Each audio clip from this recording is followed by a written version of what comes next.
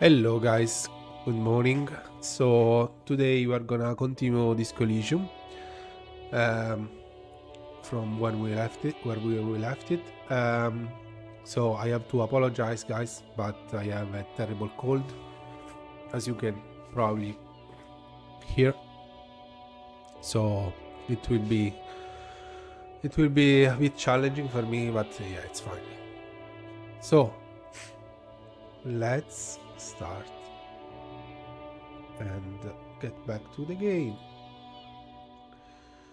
Just 1 second. Cool. Okay. So I honestly have no idea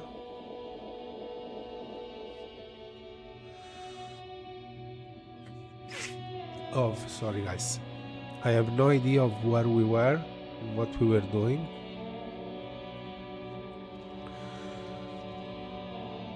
I think so. It's morning. I have the book. You discover a serial number of the mixing ceramic armor boots. Run the number using return is short to his motor car. Collar is back in a day for info on the armor. Okay.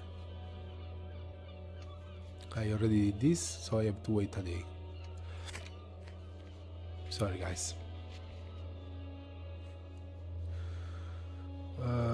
Find out who's the lady driver and where is her lorry. Ah, right.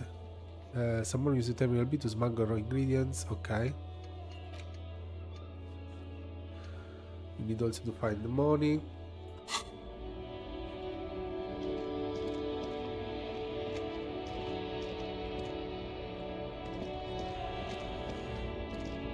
Everything's still cool here, officer. So we have to find the lady and the related lorry.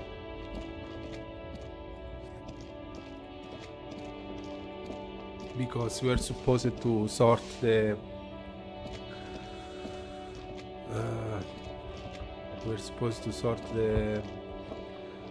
drug issues for the other lady that asked us. Good morning to you, officers.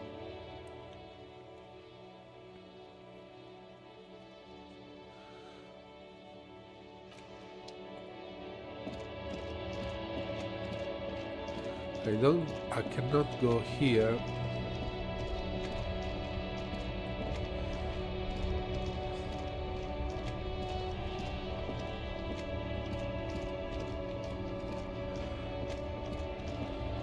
Make way for the master poet. Okay, I heard that one of the drivers is a woman, but I don't think she's here. Do you know this lady driver? I don't want to talk about that. He shifts around, suddenly uncomfortable, then looks away.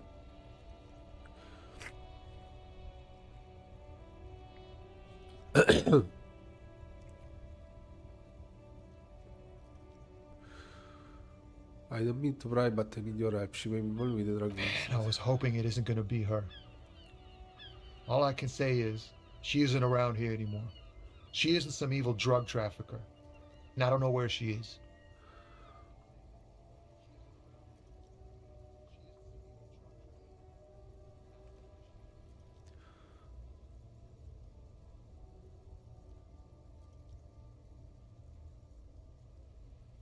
Excuse me, the drug trade.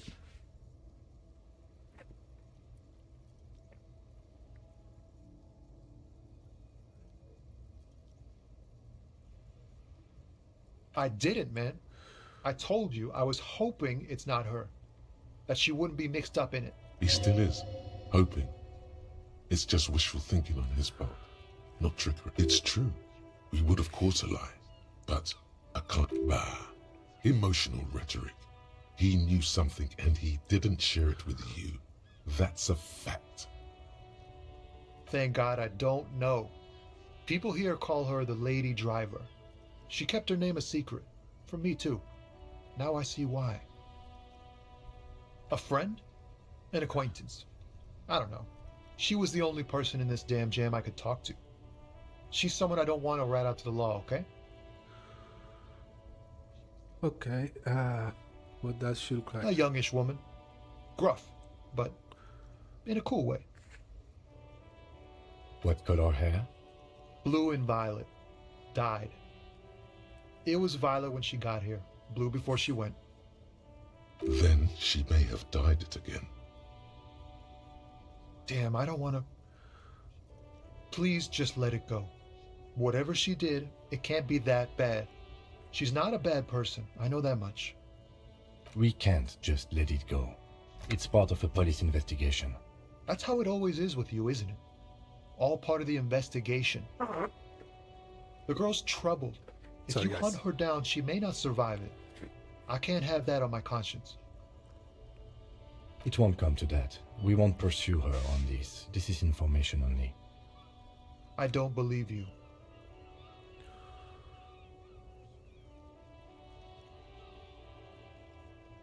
She's got the darkness in her. That young person's darkness when you think it's all over. And you're looking for a way out. She shared this with you? Yes. Which is why I don't want to snitch on her.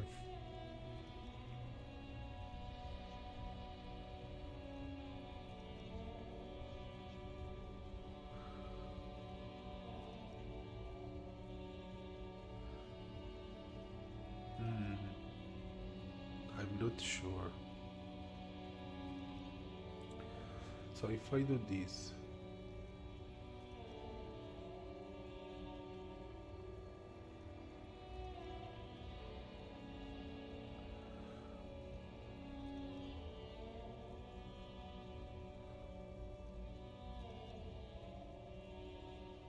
okay, and I still have to click. Okay, nice. So guys, you basically, if I click this, if you have the extension on your screen for the game, you basically can choose the answer, can vote for which answer you want me to use. Let's just use this, for example. It's snitching, man. I know what it is. I heard the rumors. I saw the other drivers looking at me strange when we talked. And she told me, too, that she's had a violent life. But I wasn't afraid of her. More like for her. Did this violent life include drug trafficking? Well, it looks like it did now. But we didn't talk about that. We talked about life, you know? She talked about her mind. The way it worked. The trouble it was giving her.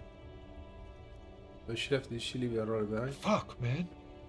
Go grill someone else with these questions, okay? There are plenty of drivers here who couldn't stand her, or were afraid of her. They'd be more than happy to rat her out. He's right. There are other options. The raceman, for one. The grey-haired woman. Maybe she knows something. Wait, this guy says they're friends, then acquaintances, and he's okay with others ratting her out. Push Tommy and it will break his heart and his spirit. Don't expect you to be pals. So you're alright with others ratting her out, you just don't want your hands dirty. Put yourself in my shoes, I need this for another investigation too. It's important I can't blow it. She's a suspect and I need you to tell me where she is, or I can't finish the investigation. Fine, I will drop the matter for now. Fine. I don't want to be a butcher. And I don't want to be a knight either. I just want to be a person who can sleep at night. A little fame wouldn't hurt too.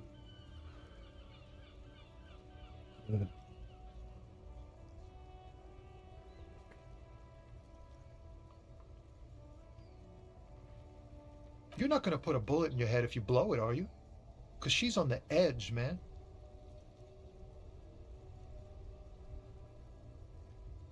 I thought you were a different kind of cop. The realization that you've used his friendliness and goodwill for your own ends. Here. He takes Kering from his pocket and looks at it before giving it to you. The keys to a motor lorry. Pretty complex. Looks like a chain lock. Her lorry's still here. Down past the statue of Philippe. The cabin is green. You can get in there with these. That's all I know. When did she leave? Last Friday. He blinked, his eyes are empty now. No, I don't know. She left them to me because she trusted me. So I can get it out of the way when the jam breaks loose. Otherwise, The other drivers would have to tow it or break in to get the machines moving. If they break in, they would find what's hidden inside. Something incriminating. I bet you are. And he's sorry he couldn't be what he wants to be. A good person. His last line, his revenge on the world. Nah, I need to think my own thoughts now. Pray forgiveness for my sins. Go check your cabin. Okay.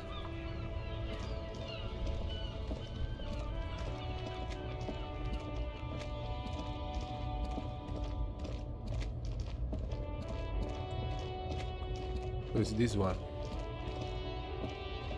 This screen found, A to Z, Contemplar, is parked in the shadow of the ruins looming overhead. It's seen better days. This is the one our man pointed to. The glass on the side windows is tinted and covered with dust. You can barely make out the shape of a seat and two steering levers. The door is locked. There's no picking this lock. The owner has put special care into it. You push the key into the lock and turn. It makes a cracking sound. The smell of cigarettes and perfume welcomes you. The cabin inside is plastered with old movie posters. Actresses smile from the walls. There's a radio transmitter in the front and a toolbox tucked under the driver's seat. Some tools lie scattered near the pedals. Okay. Admire the posters. These are movie posters featuring starlets from long-forgotten films from the 20s, the teens, even the 90s of the last century. One of them particularly catches your eye, a centerfold of an ingenue attached right above the back seat. The actress is draped in a sheath dress, one of her shoulders bared. The faded remains of an autograph run across the poster. She's looking pop. This is Tijon, a starlet from the dawn of cinematography, less known for her talent than her tragic. She wasted away in a drug den called the Door to the River, not far from here, on Boogie Street, a mixture of cocaine and morphine. Okay. She was afraid of the world, and the camera, too. The actresses and the rear actor all smile you a warm goodbye. A radio transmitter is attached to the dashboard. Looks like the frequency dial is absent. It requires a key to work, but the key has been removed, likely by the missing... Strange. There are so many radio stations saved here. Must be over 100 at least. Why would anyone need so many radio stations? For contacting an entire fleet of lorrymen, for example. This is all shortwave, UW and UKV. Looks like we are dealing with an impressive organizational tool. The nerve center of a huge operation, with quite a range too. A 20-kilometer radius at least, perhaps extended by an attachable antenna that's not here right now. Is there anything you can do with the radio? Doesn't look like it. It's completely inoperable without the dial key. What else is here? The smell of 1,000 cigarettes. You wedge yourself under the steering wheel to get a better look. Seems like the few tools lying around here, a hammer, a pair of pliers, a rusty wrench, have been casually thrown there by the disorganized driver. But one odd detail does catch your eye. A piece of sandpaper has been glued to the throttle. Okay. Sandpaper adds extra grip. Sandpaper? A novel technique? The software will also rub off the pattern from the driver's right boot sole. Yes? He likes it. This Do the honors, he thinks.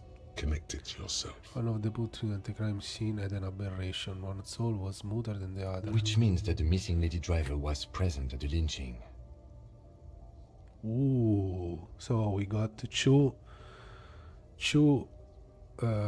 problem that may be solved with the same person: the lynching and the drug trafficking. And she's also the one running the drug trade. What a handful. First the drug smuggling, now this. How deep this rabbit hole go? We've identified one of the footprints, but there are still 7 to go. The movie stars are still smiling from the walls. Pull out There's the a pull out radio. A button. metallic drawer slides out from the seat. It's empty, except for a folded newspaper. It's an issue of Peripherique from last Wednesday. A piece of paper falls out from its pages. Pick up the It note. looks like an article ripped out from a radio enthusiast magazine. Complex mathematical equations explain the basics of something called the Ulan frequency system. The Ulan frequency system? I've never heard of that before. I know of FM, AM, UKV, but... Still Trezor. Pushing the The pull out. pull-out tool slides back into its neck and Close it. close the rusty old lock. Great. I think we got everything. A word, detective? Before we return to Joyce? Alright, we've finished here. Let's quickly debrief and go over what we found, so we don't do it in front of the company rep. Seems like something police would do. What do you think of all this kid? Honestly, I'm quite worried by what we've seen so far. The evidence seems to point to a rather extensive and well-organized operation. I'm especially intrigued by that radio transmitter, particularly the sheer number of stations it can connect. Looks like this alleged drug trade casts a wide net. This means it's well funded. Technology like that, a major player must be financing it. I'm not sure what the Ulan frequencies are all about, but they may hold some significance. Perhaps it's a better way to connect between fleets while avoiding frequency bleed, or maybe it's used to tap into RCM networks. As elegant as they are, I don't think they are relevant to the drug trade. Yes, well, Unimportant. we didn't find anything conclusive linking them to the smuggling operation. But somehow, I doubt that Evrard Clare would be oblivious to something like this happening right under his nose. My suggestion is, we use it against the Union in any way we can, to our own ends. It's a slippery hill, but we just might be able to pin them down, indirectly, down the road. Will there see a mobile missing? We should return to the murder case, see what Joyce tells us about the lynching. When we are done for the day, I call my station and suggest our narcotics department look into it. There are more than enough grounds to start an official investigation, sometime later when we are done here. We do not want to get caught in that. He stops to think. The fact that one hasn't started already gives me pause. An investigation, I mean.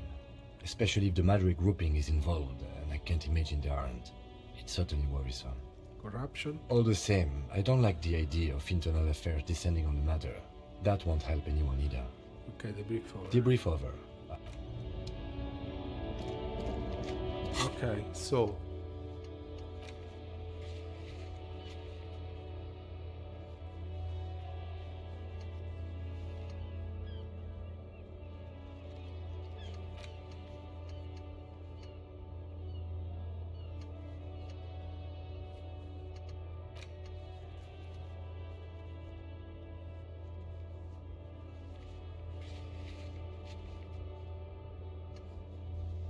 pissing match with impressing man.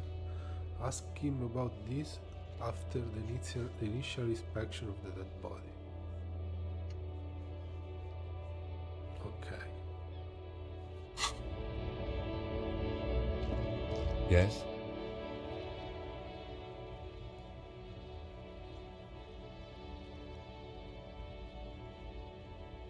What about me? Good. Let's excuse me. You have a distinctive way of... A moment passes. Okay.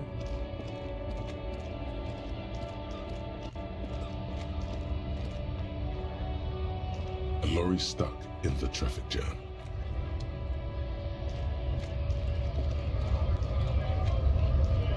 Right to work! Right to... So we need to go to Joyce.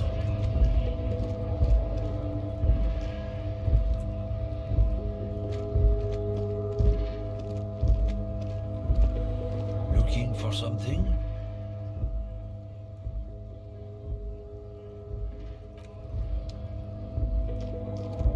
And also we need the money to pay for the... To see if this guy wants to speak to me. Oh, look. It's the cop who turned me into a bad person.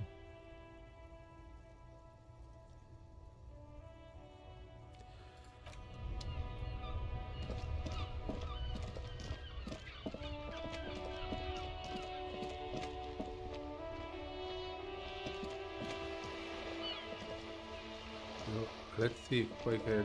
Vigilance officer? What can this old carabiner do for you? As I saw Philip turn the other Ah, yes!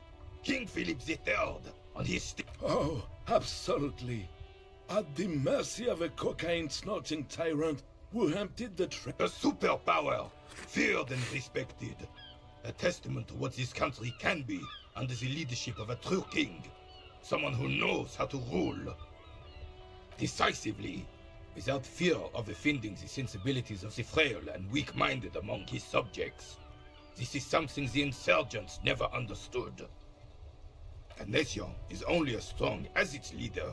Don't get started on that again. What happened, happened. The carabiner doesn't reply, but his entire being communicates unbreakable resolve. Oh, old Philip was a big fan of the purple nose candy the nobility loved so much. A cocaine connoisseur of sorts. His egocentricity is but... You can't even take the responsibility for yourself. How could you fathom the responsibility weighing on the shoulders of a ruler?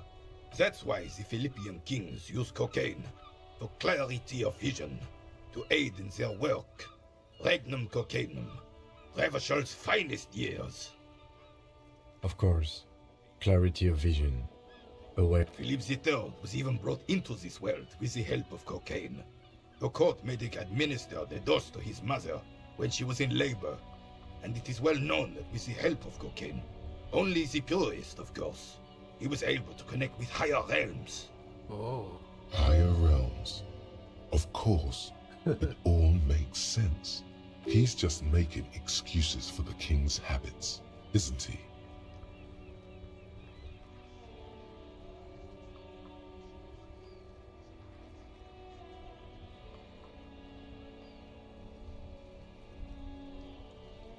From what I've seen of the officers of the RCM... But I don't want to get into a debate about drug policies. Right. Thank you. You will speak with this other guy? I have really... Yes, that's what you need. René, Hello, officer.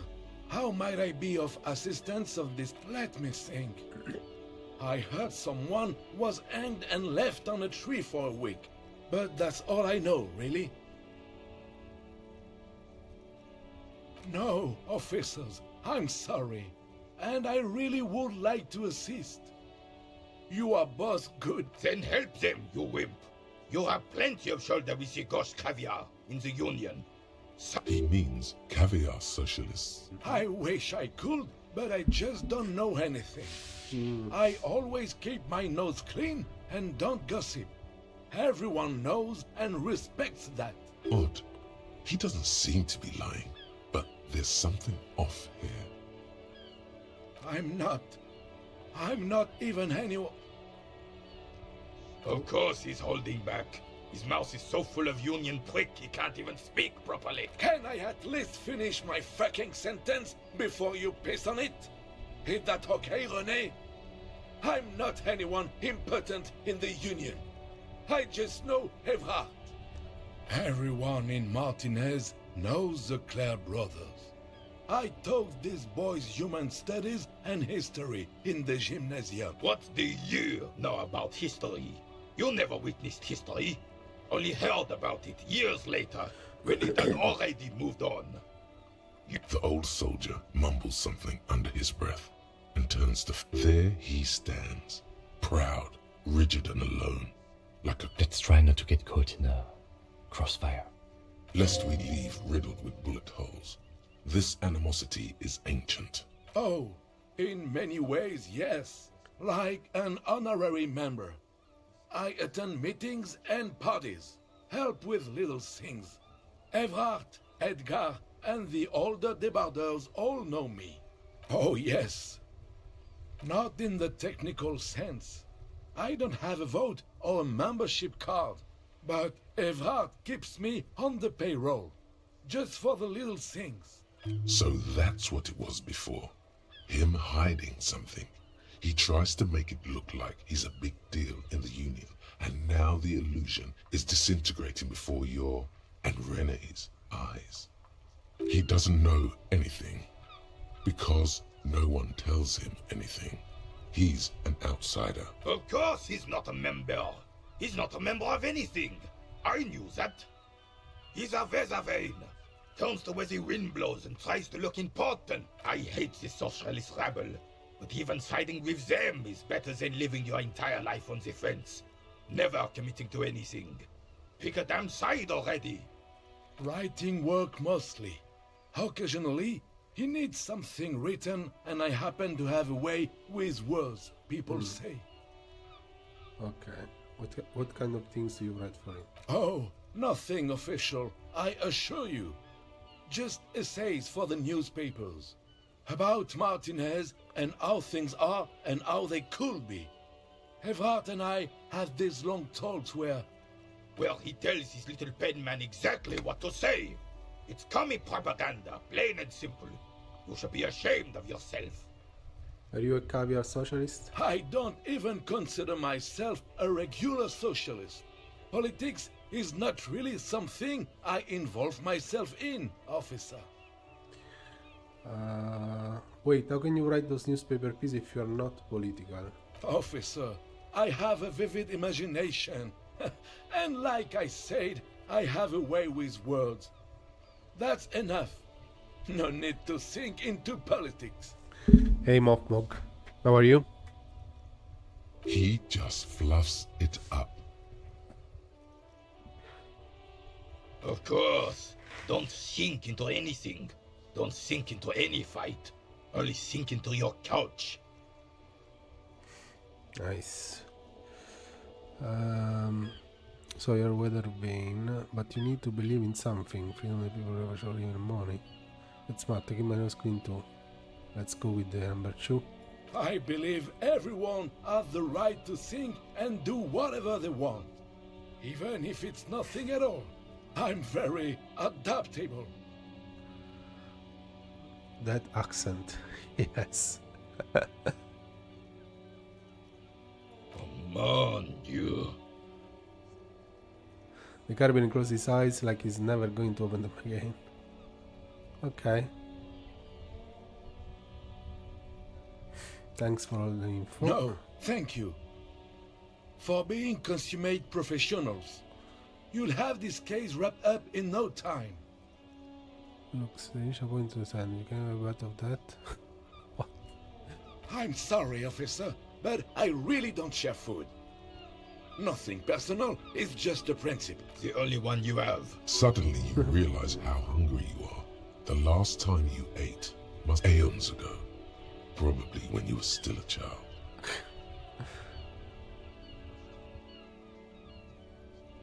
Don't be a dick, Gaston. There's plenty for everyone.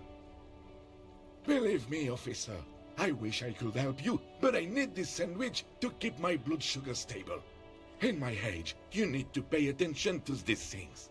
Okay.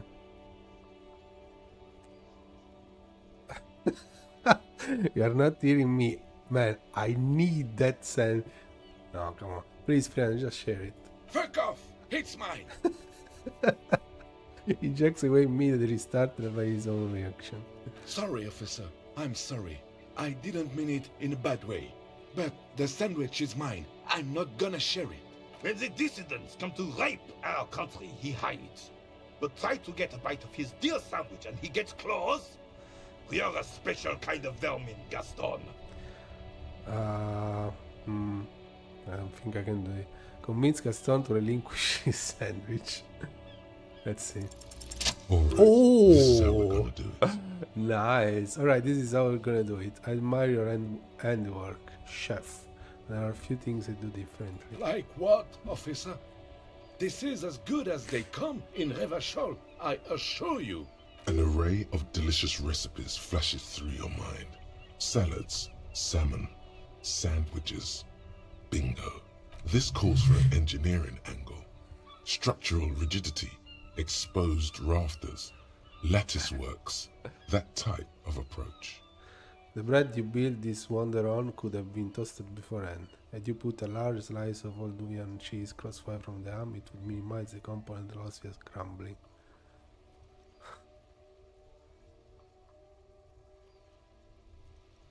Mon Dieu, that is an excellent idea. That would virtually negate the component loss. I'll do you one better. The air pocket between cheese and ham could house pre-roasted paprika. Ce serait délicieux. Can you make that sandwich, officer? Sure, but I'm going to need yours as a protection. No one can. I hope you are not just tricking an old man out of the little he has left. Yes, that's exactly what is happening. Initial development takes time, of course, but in 6 to 9 months you will eat a sandwich of gods. I win? Or god of sandwiches, maybe? But in the meanwhile, what can I do for you here and now, officer? Let's see if he has some other things about Sure, the union. officer. No. Okay. No. Okay, cool. So now we have to go. Oh, right. How do I eat the sandwich? Interact. The ham sandwich looks fresh, and a treat of this magnitude should not be enjoyed alone. Hey Kim, let's share. Hold out the sandwich. Okay. I'll pass. Thanks. When you hold something up long enough, some people are compelled to take it. Try it on the lieutenant.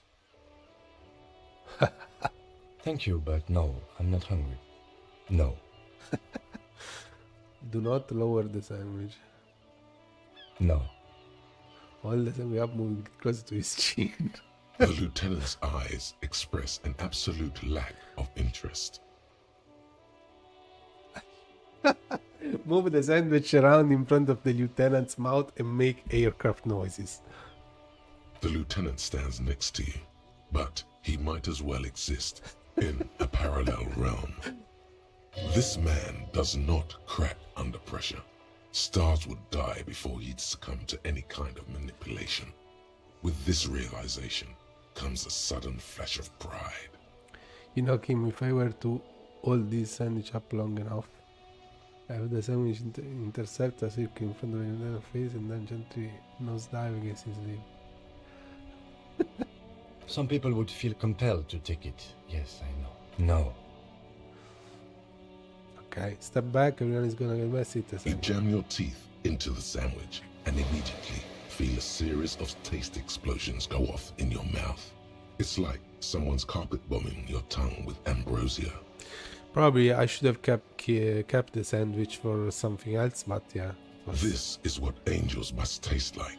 Your saliva production increases tenfold. You can barely contain it all. Slow down, feel the case of the components of the ones in task. It really is every bit as good as it looked and smelled. The different components all chip in and complement each other, forming a flavor that is unique to this. The bread, as the foundation of the sandwich, is slightly moist due to the tomato juice and mayo, but holds together nicely. Almost nothing falls off the sandwich. You feel like you really got everything out of this experience. Okay. An intricate web of blue light. It still kind of looks like... Okay. So we have to go to the lady and tell her what we discovered about the drug trafficking, so she can share the other info we need.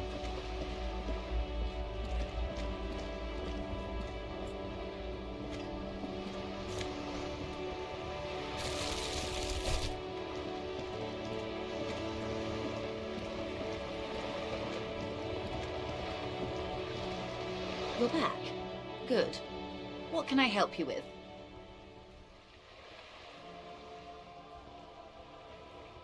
I spoke with the lorryman at a roundabout. Well, first, do you know something about these tattoos? That's the man who was killed. I'm afraid this is a discussion for once we've cleared the lynching question.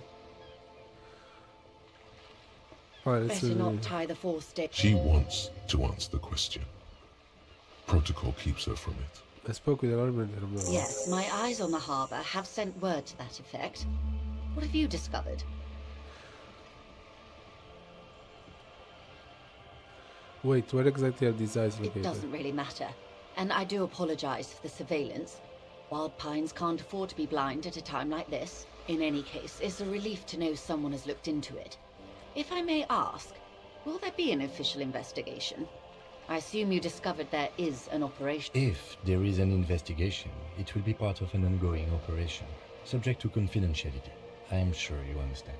Of course, detectives. In any case, you've held up your end of our arrangement. I trust you with the rest. Now it's my turn. I wouldn't normally break protocol like this, but the situation demands it. If you don't solve this murder, I'm afraid we may have a bloodbath on our hands. Yes. I'm afraid this strike may descend into a small-scale civil war, with possible consequences for all of Rivershoal West. Since you are sharing, ma'am, this is also the RCM's worst-case scenario. Then we're on the same page. How as are the grim as it may lynching and be. the strike connected? I have an indirect role to play, I'm sad to say. My employer experienced a momentary lapse of faith in me. In that moment, they elected to deploy a private military contractor as an insurance measure. They called it my security detail. A momentary lapse of faith? They were dispatched after I relayed the union's initial offer. Every worker... A member of the board. I tried to convince my employer it was simply an opening gambit, like you suggested, or a joke even. They did not appreciate the humor. Do you need a security detail? Absolutely not. These mercenaries are muscle, pure and simple. They are meant to intimidate the Union into surrendering. Who are they, exactly? Crenell, an Oranese military company. As far as I know, 3 arrived in Martinez. They report to me sporadically, but they do not answer to me.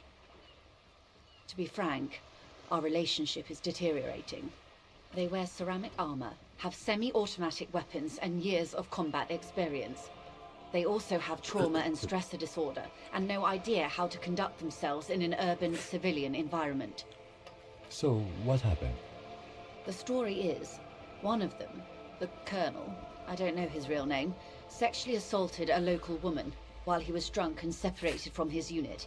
This allowed some of the more militant Union members to subdue him.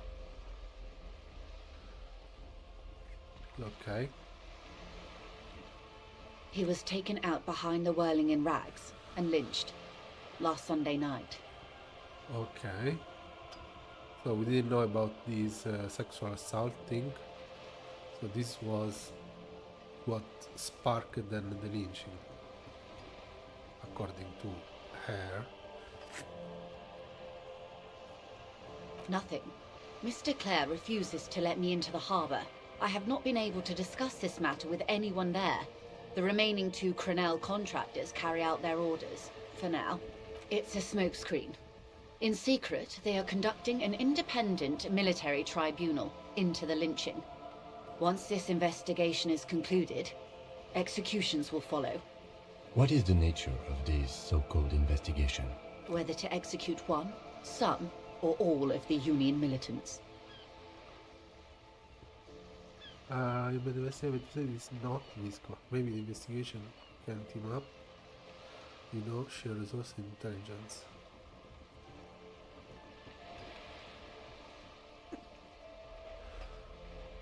Surely you're joking. These people are killers.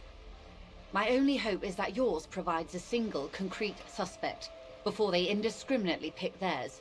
Simply put, if you don't pin this on someone good, and do it fast, they will identify and execute everyone present at the lynching.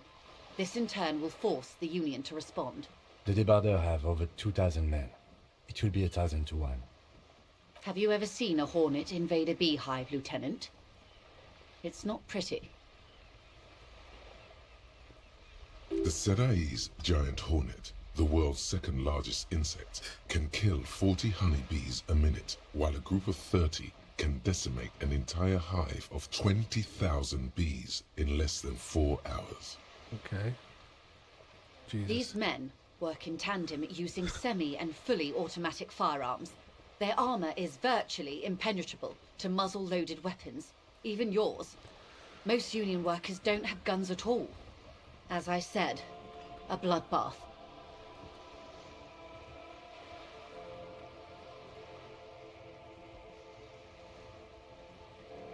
Many bleak scenarios have already come true.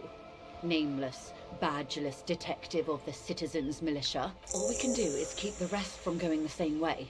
One single concrete suspect delivered into civil court, and I may be able to defuse this situation. What can you tell me about Krell? Not much. Their public resume is relatively good, as far as private military contractors go. I believe they were once called Downwell. They boast a long list of clients: Saint-Baptiste, Welchman-Lorenz, Eintracht. A warning sign, however. The operations concerned all take place in third or fourth world countries. Guarding facilities, escort missions and such. Meaning they're used to operating in war zones. Yes. All the good conflict corridors, Supramundi, Yesut, the Seminese Islands, countries that don't have a good record reporting atrocious military conduct on their soil. Okay. Anything else? Sadly, no. Before this happened, I had little interest in them. Now that I do, I don't have the resources. If you still have access to the ICP's database, you could run a better background check than I ever could. It may take some time, though. Do you know a lot about the inner workings of the RCM and the ICP, ma'am? In my line of work, it pays to do your research. I was prepared to deal with the RCM. I did not think I'd be dealing with a group like Crenell. Mm-hmm. Could you contact the company, tell them to hold them off? I have, and they will. However, these orders take time to reach what is basically a rogue unit out in the field here. Until they do, it's all on us. She's being truthful. She is pressing them as hard as she can. You say the deceased assaulted the woman. Or he didn't. This is information passed on to me from some teenagers loitering around the canal. I cannot testify by it.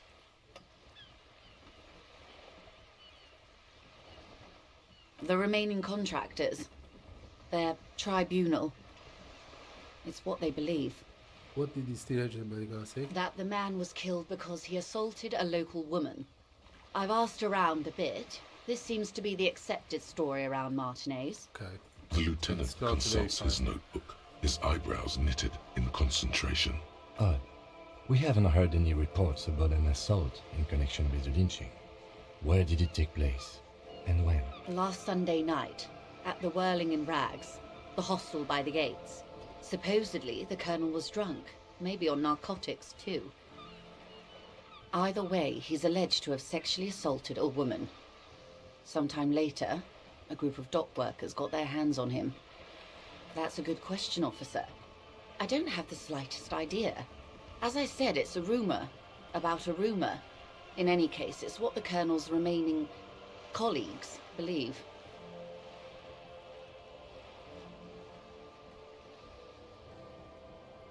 You meet her soon enough, you feel. This Colonel, the one who was hanged, did you know him? If you mean did I see him alive, yes. But I did Lely, his service name, a nom de guerre most likely. He wouldn't divulge his full name. Only one of them did. A bad sign if there ever was one. Is Lely anything else? Nationality, how old did you say he was? He was 40. Or 50. It's hard to say which. He had a combat injury on his lower jaw. It made it difficult to estimate his age, or gauge his facial expression. What else? Nationality? He was, Occidental, I think. Light brown hair, a mixed accent, Oranese, or Messinian, maybe.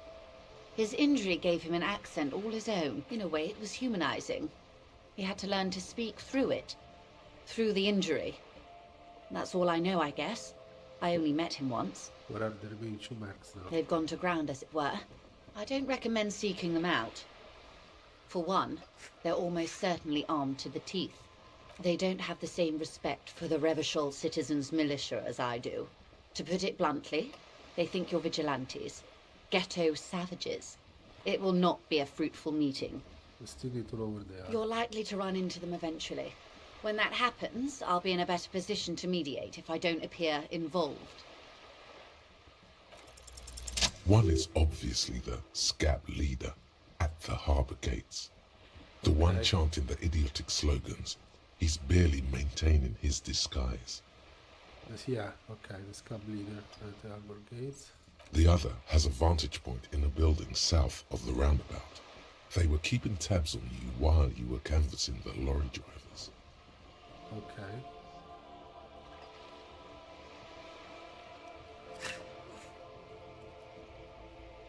That may be so. I still hope you heed my advice.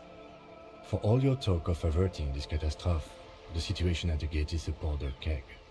Does it... Of course it bothers me, Lieutenant. But my hands are tied. How would my employer react if it appeared I were intervening on behalf of the Union? Your concern may be appearances. Ours is keeping the peace. It would afford a good vantage point. In any case, it's practically inaccessible. Where is your radio for contacting them, if I may ask? Do you have an earpiece?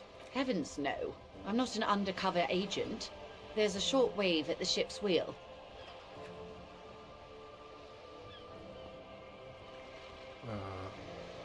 Okay. I hope I can answer it better. How much time do we have? Until the executions start? Truthfully, I don't know. It depends on their progress identifying the members of the lynch mob, and their impatience. They don't report their progress to you? Not on this matter. I'm afraid they consider this a personal initiative. It's a matter of days, not weeks.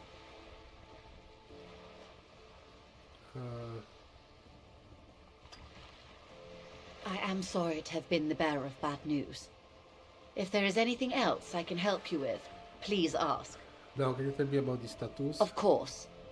Excuse my hesitation before. You take the photos. For about half a minute. It was taken with a Trigat not long ago. This is the man's upper body. There were no more markings on his hands or legs.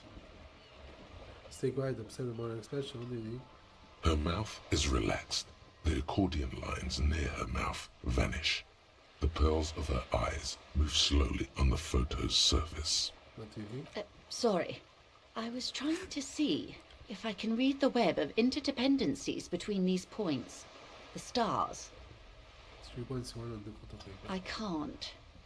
But that's how you read this story. The points themselves don't have letters, numbers, anything. Their size, location on the body, and distance from each other tells you what they represent. Little stars in the sky. Close. Port cities. This is an Oronese map of the waterways, a sailor's tattoo worn by wayfarers of the Dolorian century. Over 300 years ago, the sailors would mark their bodies to map their travels. What is the use of this The map? sailor's soul would use it to fly back home if they should die abroad. This is a sort of contraption to be reeled back in by. The silver cord, they would Okay. call it. What travels did that had with me? Quite a few. Vredefort, the Oronese capital, traditionally stands on the right shoulder. He started somewhere near here. What next? Then he made his way to the Pretto Grande, through what I think must be the Stutz Canal, an artificial channel through the Occident. From the Pretto, he sailed to the Insulindic Ocean, first the Semnes Islands, then this, She points wizard. What is that? Revachol. Those are the two constants, Vredefort on the shoulder and Revachol in the heart. They started the tradition of these maps right after the discovery of Insulinde. at the dawn of the interestellary age. The old world passing by, and the new world already here. You said you can't read it. I can't. This man was no sailor, and these are no ports. I can understand geographic fragments, but not their meaning. Who could tell me more? His platoon members? The other contractors. Though I do not suggest you go and show them that picture. This man was their friend and comrade. Surely there are other people to ask about the tattoo. This is not necessary to complete the task, officer. It's a dangerous side task. Search elsewhere. You're right, I'm going to leave it off the schedule.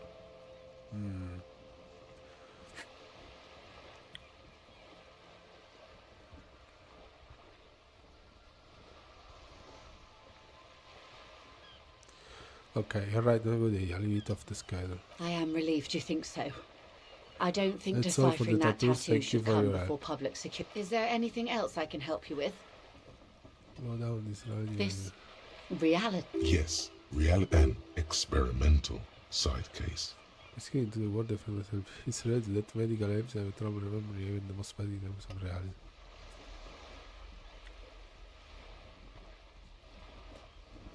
Actually, that's not good. I will Of go course, later. the Okay. situation is Okay, so there is no other things here.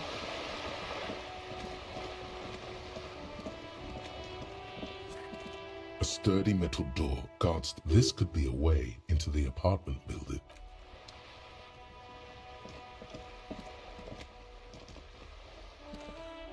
Hello again, officers. Have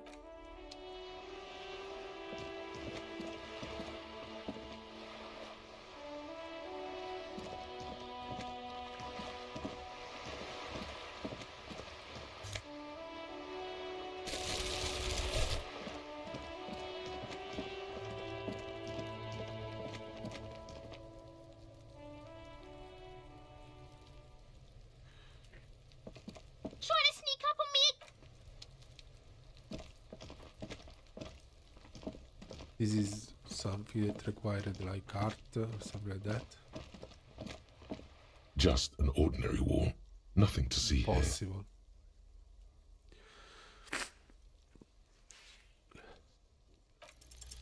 Yeah. Why? Why must we stop?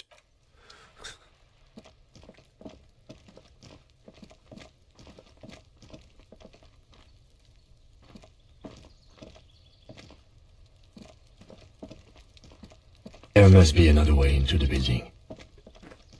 1 second, guys.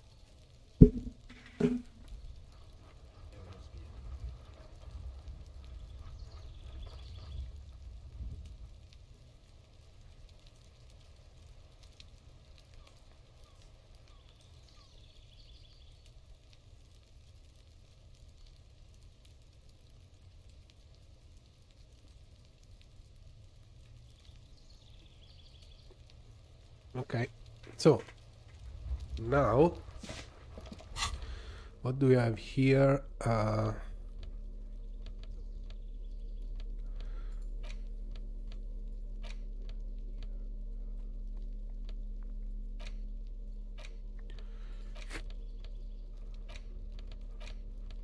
It's the ledger you found in the trash. A cabbage of papers hanging from the board.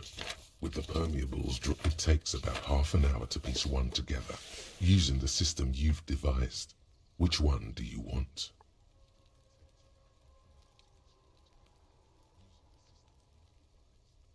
Next one, that's all, guys. Not much has changed in... The note is written with a blue pencil on a piece of lined office paper. The kitchen magnets have left spots on its surface. Someone has scribbled, S. I can't believe the off-site copy is still here. The illiterate ginger kid keeps stealing stuff from the studio, so I had to hide it. You'll find the filament memory with the off-site copy in the frozen ice cream maker. Please take it home, ASAP. It's important. I'd do it myself if I lived in a civilized place with a freezer. Take care. Sully Swaff.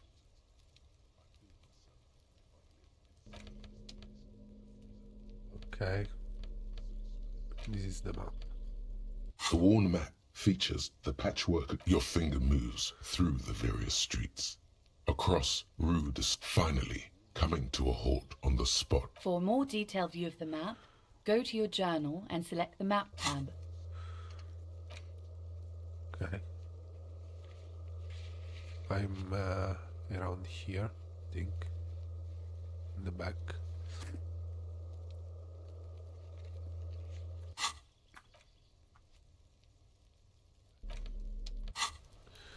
Okay.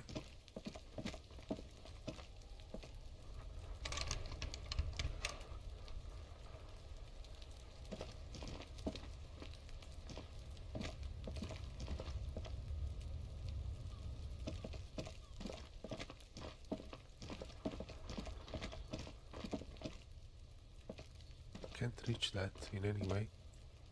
And this is closed. Alright, this is closed.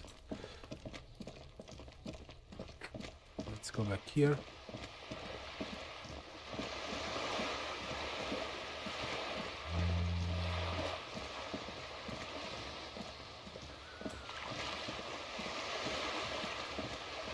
This coin-operated viewer.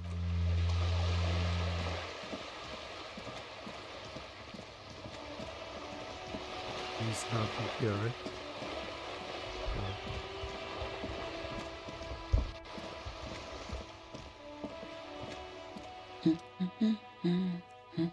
You see yesterday on helping it herself, she seemed to be browsing book. A good one. Yes? Hello? Me? No one. I'm just a working class woman. She doesn't really want to be disturbed that much. If she's such a working class woman, why isn't she working? Okay. Looking for something to read. Good. Fellow. It is. I'm a policeman. I know you are. Good then. Do you need to have... What with? She tries hard to focus on the books. Maybe your husband is missing. Watch the books. That's all. My husband? No, he's not. So very good. I don't know. At home now? Out drinking with his friends? Working? Where is this going, officer? So what I'm hearing is you don't really know where your husband is. Yes, but... I don't really need to know where my husband is. Not all the time, no. Looks like the right foot. Suit yourself and I don't really get if you're missing. Maybe you're right, maybe he's missing this. Of course he's not. It's not like he's a pocket watch. I wouldn't just lose him. She has though. The husband is totally lost. You should tell her that it's okay. What? It's right to know. Not know where your husband is. Now he's shivering in that. Who said anything about shame? Stop talking down to me. My husband is... But he is. You can feel it. Or maybe it's something else then. Maybe your children are missing. Maybe your cockatoo is missing. No, absolutely not. So, okay, so where are Are you a they? policeman or a nanny? Nanny, where are they? They are not missing, sir. You know where they are. They're at home, smoking, giving the ladder of vices a chance. What? That's just... My daughters are perfectly fine. They're with their friends down in Shamrock. There's not... They're almost grown up now anyway. They're past the age they need me protecting them from everything now. Maybe you're right, maybe they are in Elysium now. My youngest girl, Jolie, is just shy of 16. Jenny, she is turning 18 next month. But we shouldn't even be talking about them. Their appearance and if you should send out something. Why do you need to know this? Haven't I repeatedly told you that they're not missing? That they're in Shamrock, safe and well, at some stupid party? She gives you a short nod and shifts her attention. Maybe your cockatoo. I don't mean to disrespect, sir, but you... For what it's worth, I agree. But cockatoos can't be stopped when they get like this. It's better to indulge him at this point.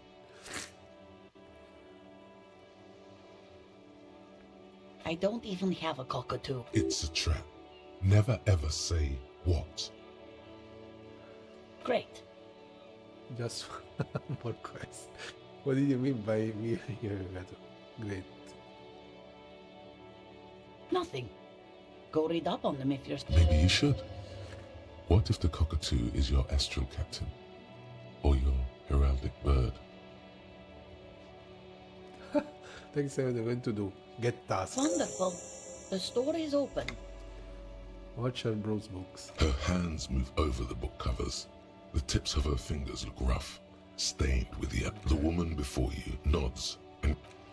Okay, so nothing we could get from this lady. So, here I think we browsed everything already. A small mountain of colorful board game. Hi, Ace Detective. What have you found? And also, a book about cockatoos? There should be one upstairs, right next to the shelf of biographies. Okay, let's see. Shelves filled to the brim with crime novels. I think it's that one. A sulfur-crested cockatoo sits on the cover, its beak slightly open. It looks as if the bird is calling out the book title, From A to Zurich, a guide to a well-behaved cockatoo. Turns out that there are so many different cockatoo species, and they all have... You don't have behavioral problems. That's garbage. It's a must-have if you own a cockatoo. I've heard they're quite capricious. Oh no, I want to steal it. No. I need the money, leave. Okay. So let's see now if we have another line of conversation with this. The woman before you.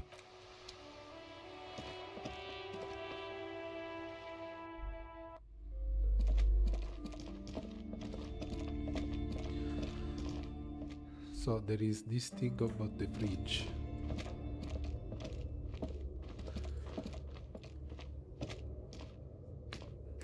The barbell waits patiently on the floor, like a dog for its master.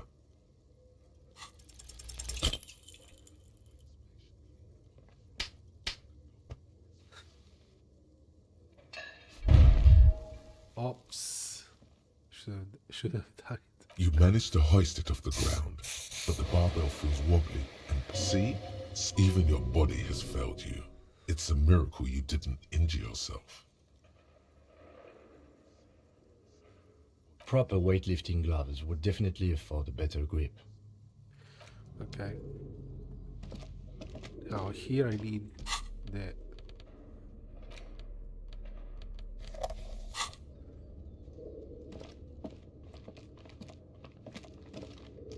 torch.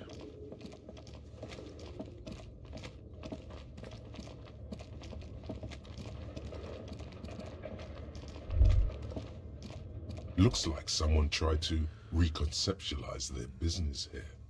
Look, the skis and rotor blades both bear the same Slipstream logo. It seems likely that they started out making one, failed to turn a profit, and then pivoted to producing the other.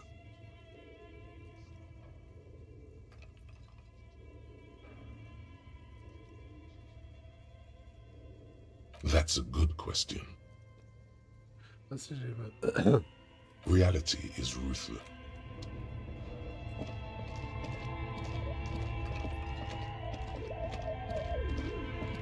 Your flashlight slides over and some of the writing has faded with age. I need the filament to put in here. Tiles on the cube are still smoldering. Casting the nothing happens. Something's missing. There's no tape in the player.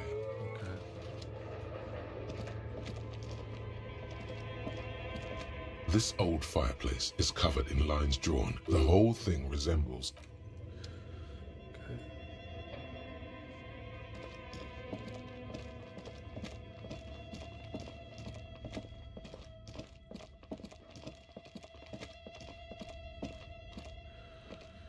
As before, an iron safety curtain curves before your eyes. This is directly above the central furnace in the cellar. The voices probably came from here. Again, a sudden bout of self-pity. Sire, may we suggest something? Think of the yelling into the furnace as a perhaps it's not such a bad idea. Try it again, son. Think of the yelling into the surface as a grand performance. These are just for not your advice.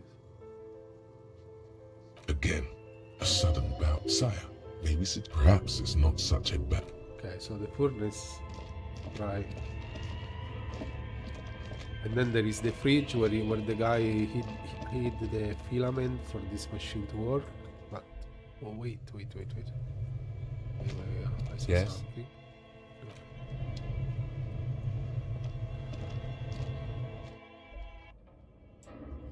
No? Okay, no.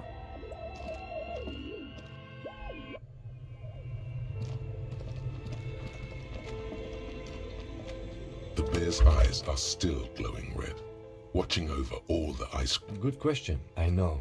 What is even what? The fridge buzzes. Okay, this is the furnace. A thick layer of coal dust covers the furnace, coloring it pitch black. You're right. The rooms do look like they're connected. But malignant entities... Always has to be the skeptic, this man. Well, I don't think I can do this, but I'll try. Something breaks loose. Nice. A mighty bellow echoes throughout the chimney's depths. Hello?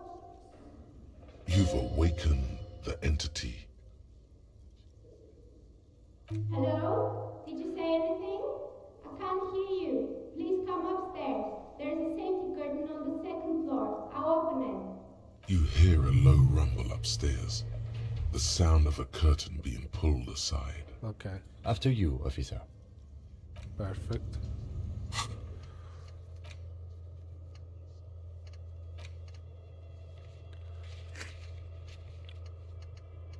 I have tons of tasks.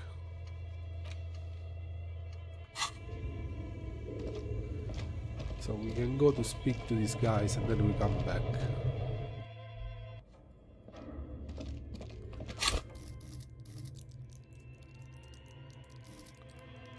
Wait. Okay, I can level up. Oh my god, it's too many stuff here. And eye coordination, this is for the guns.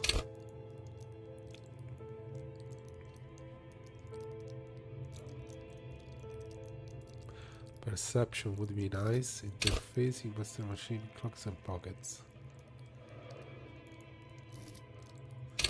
You'll understand creativity, see art in the world. Okay. Logic.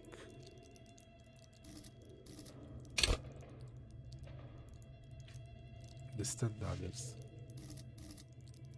Wait, for now.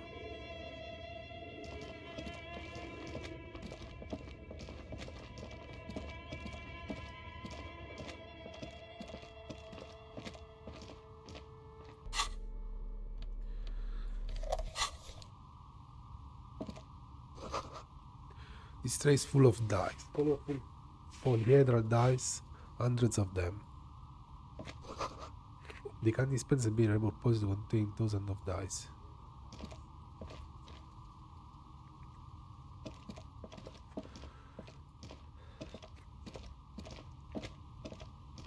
Hello, I'm Nia. I read like one who sits on a throne of tools with emerald lights shining through their hair. Did you try knocking on my window? I must have missed you. I've been listening to my Melius. She taps on her headphones. So what kind of die are you looking for? Could this be the malicious entity? Perhaps it's wise to go along with this masquerade, for she's got a direct view to the backyard. You should interrogate her about the lynching. Yes, Amelia is like a call-in station. You need a two-way radio to access one. That's why I have these. headphones. Mostly, they just teach you to swear in different languages. But some of the stations can be quite interesting. I was so absorbed, I must have missed you knocking. Then how did you get inside? By the south entrance? You know what? It doesn't even matter. What matters is that you're finally here. Let's talk dice. Did you have something specific in mind? Why are you asking me about dice? I'm a novelty dice maker. Tell me the name of your role-playing system and I'll make the die you need. That's why you're here, yeah? Role-playing games? You know the one made by Fortress Accident. Does that count? No, I was looking for something else. Squint your eyes, mysterious answers. I'm not using my dice right now. I'm always after. I need to ask him a question.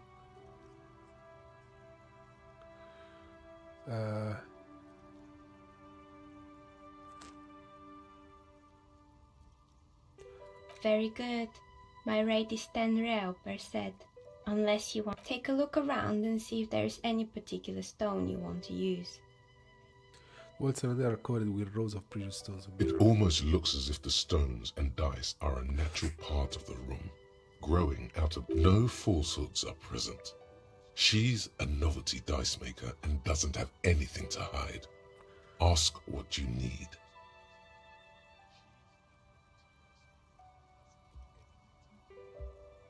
How did I become one? It was a business decision.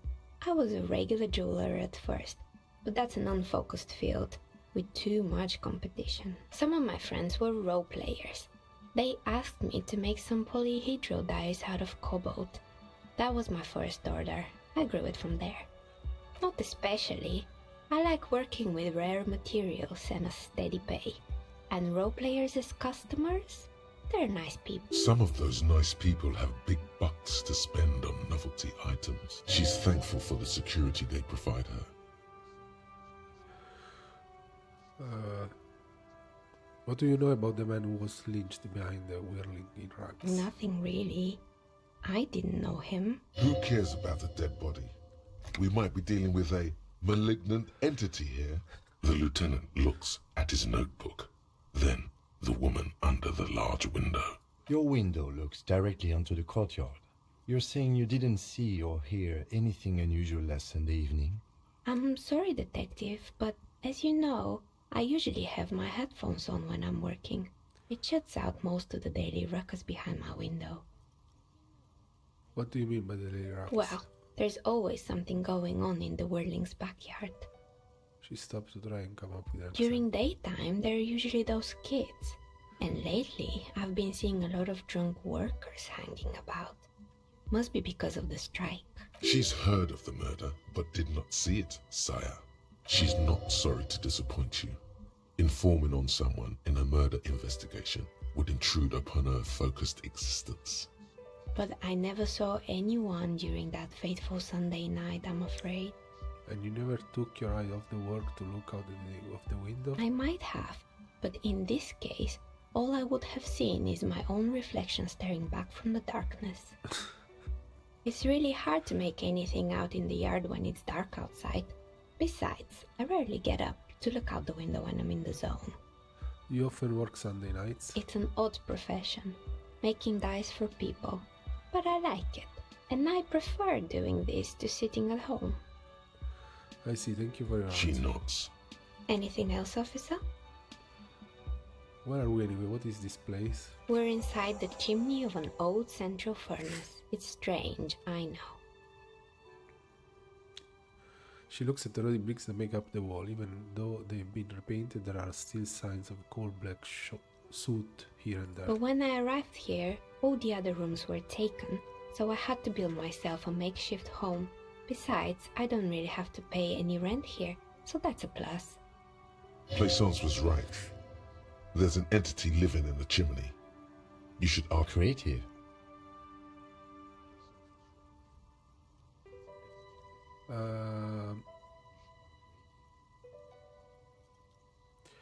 Let's go with this theater. I heard this place is cursed. Did you know that people call it the new commercial area? But it's because of her, of course. I've heard the stories, but I don't think those stories are true. License is the one who sent me. She's convenient the place for me version.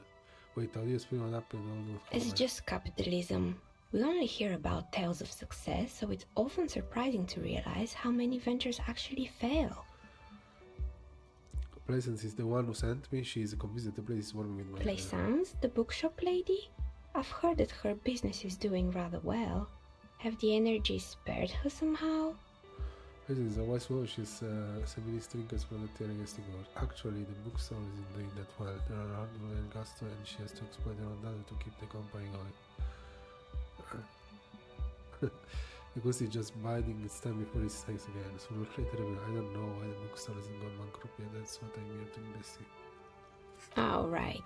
But it's not just the bookstore that's still up and running. What about the whirling in racks? Some people say it's part of the building complex.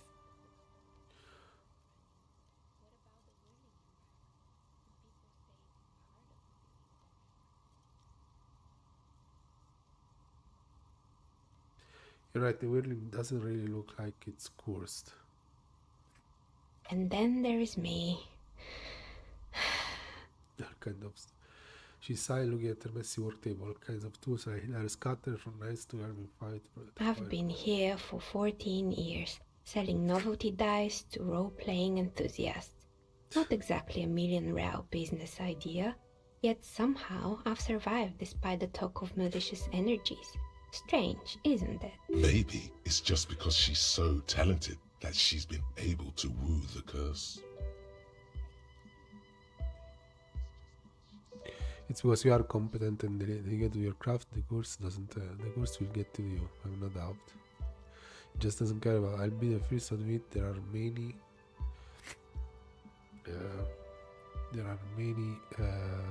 Inconsistencies in this so-called course. Okay, but we know it's not a course. So, present this. Malignant entity? What does that even mean? Some kind of sorceress? What about you, officer? Time has come to face the source. Fear not, for the forces of the universe are supporting you in this psychic quest. I think it still might be you that's causing it. Oh, yeah, I started to do that. There is no course, only business as usual, another market fluctuation. Honestly, I'm still not sure. Okay. Exactly. Truth is always so disappointingly mundane and boring.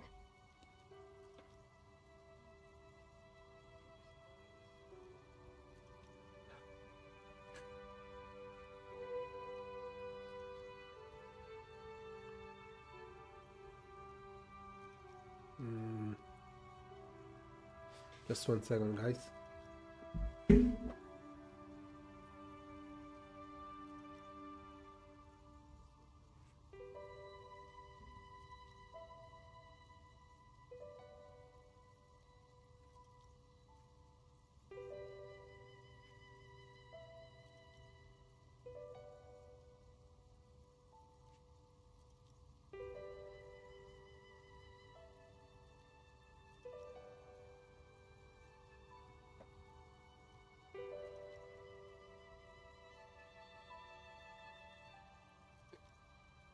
This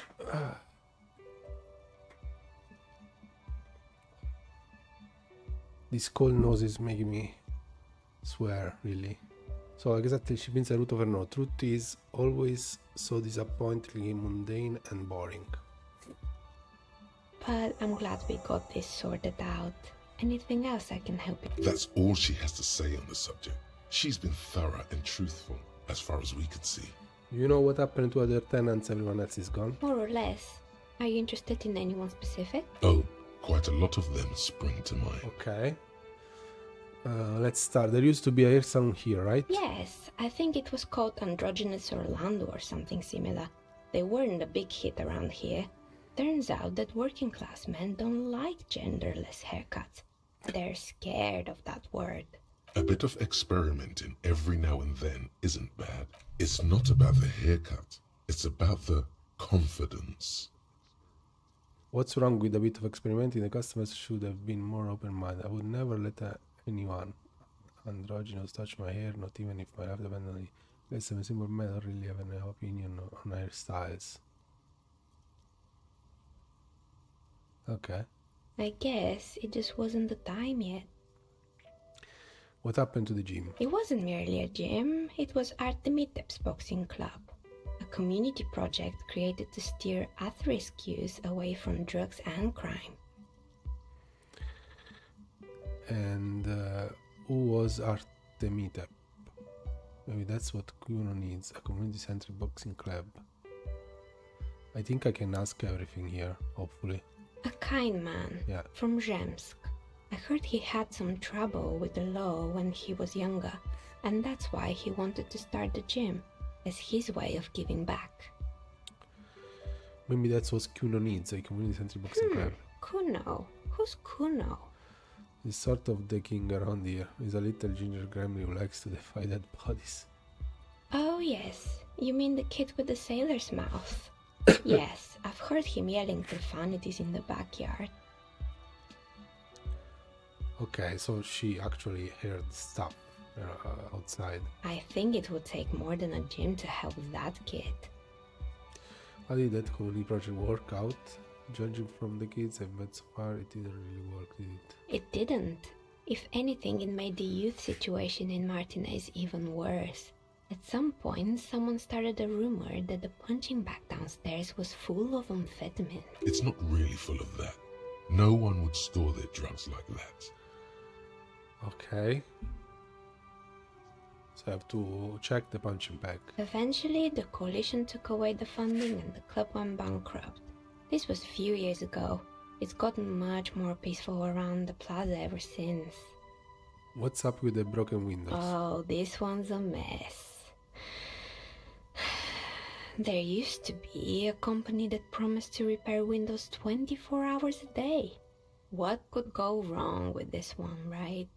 Turns out, the business was actually set up as a front for an illicit group that was producing snuff milieu. Who would have guessed?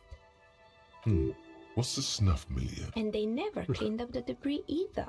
Now it's just littering the hallway and I have no idea how to get rid of it on my own. Cool, very cool about it, but what's a snuff milieu? It's a sub-Rosa radio station that broadcasts real murders with real victims. Oh. Some people pay good money to get off on it. Okay. I decided to look at real murders with real victims. Okay. Nothing changes in her tone as she says that, as if it's just another piece of information to lay out for the world. Don't worry, the ICP has a separate division that deals exclusively with unlicensed sub-roses. This isn't our problem. Okay. Good luck with that. It's not easy catching those perpetrators. Did someone here make stuffed animals? I saw mounts lying around. You mean Mr. Fabron, the taxidermist? No, he mostly just did drugs. Anything else? I found creepy mannequins. There used to be a fashion atelier here, but I have forgotten the head designer's name. They were doing well for a couple of years, until the insect rights activists came. Oh, insect rights? What's the name of? I didn't know insect had any rights or activists. Yeah, the atelier didn't know it either. They produced a certain collection that used chitin among the materials. Apparently chitin is made in the Occident, where it's extracted from beetle wings. And you know how all kinds of political movements are big in the Occident. The activists shut down the biggest chitin supplier, which of course caused the price to skyrocket. And, naturally, all the most fashionable tastemakers refused to be seen in chitin from then on. The atelier went bankrupt before they could finish the collection.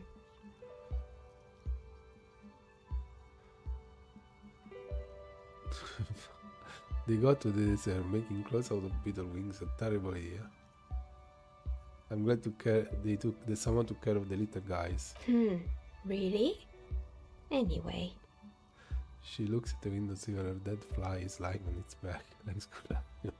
Poor guy. Suddenly, you get a feeling that insects are important to the case somehow. It's hard to say why. What's with the rotor blades and skis? They were made by a company called Slipstream. After they pivoted from making rotor blades to skis, their chief executive took off on a vacation with all their money. Okay. She rests her chin on her hand with an unfinished smile. Honestly, I think it's quite funny. I think he's still sending out holiday transmissions from Tulula or Tiumotiri or Hashtkor or wherever he is. Interesting. What do these transmissions say? That's illegal. Running off with companies money device and been arrested. The usual, I imagine. That he's been thinking up all kinds of new business plans and can't wait to get started on them just as soon as he returns. A smile with and by far as she sees the return on face behind. Men like that are a curse. Sure, but Slipstream is history now. All their remaining assets got seized by the bailiffs in 47. I have no idea why those skids and blades are still lying around in the house. Not much use now, I guess. They were just the props. Why return them? Maybe you could make a sword out of one. No, wait, forget it. It would take too long. I found a strange machine. Fortress Accident, the radio game studio. She considers some remnant of memory that's up. She liked them. They were an interesting bunch. We talked about role-playing systems every now and then. Once, I even saw two of them get into fisticuffs over Wirral. They certainly took their work very seriously, even if they seemed to be chronically liberal with their schedules. What do you mean, liberal? What happened? The usual. They ran out of money and couldn't get the project done on time. What went wrong? Well, I did hear them joking at times. She looks at the hallway as if she can still hear them chit-chat behind their curtain and cigarette break. They seemed to believe they were historical individuals on some grand quest. She sounds almost mocking when she says that. From what I've seen so far, the project did look quite impressive. Really, they must have been on a gigantic gathering. Yes, but when the money started to run out, they just began to complain a lot about capitalism. You know, how the markets are rigged to keep out new businesses and so on. In the end, they just didn't get it done. They didn't have enough willpower to produce something truly historic.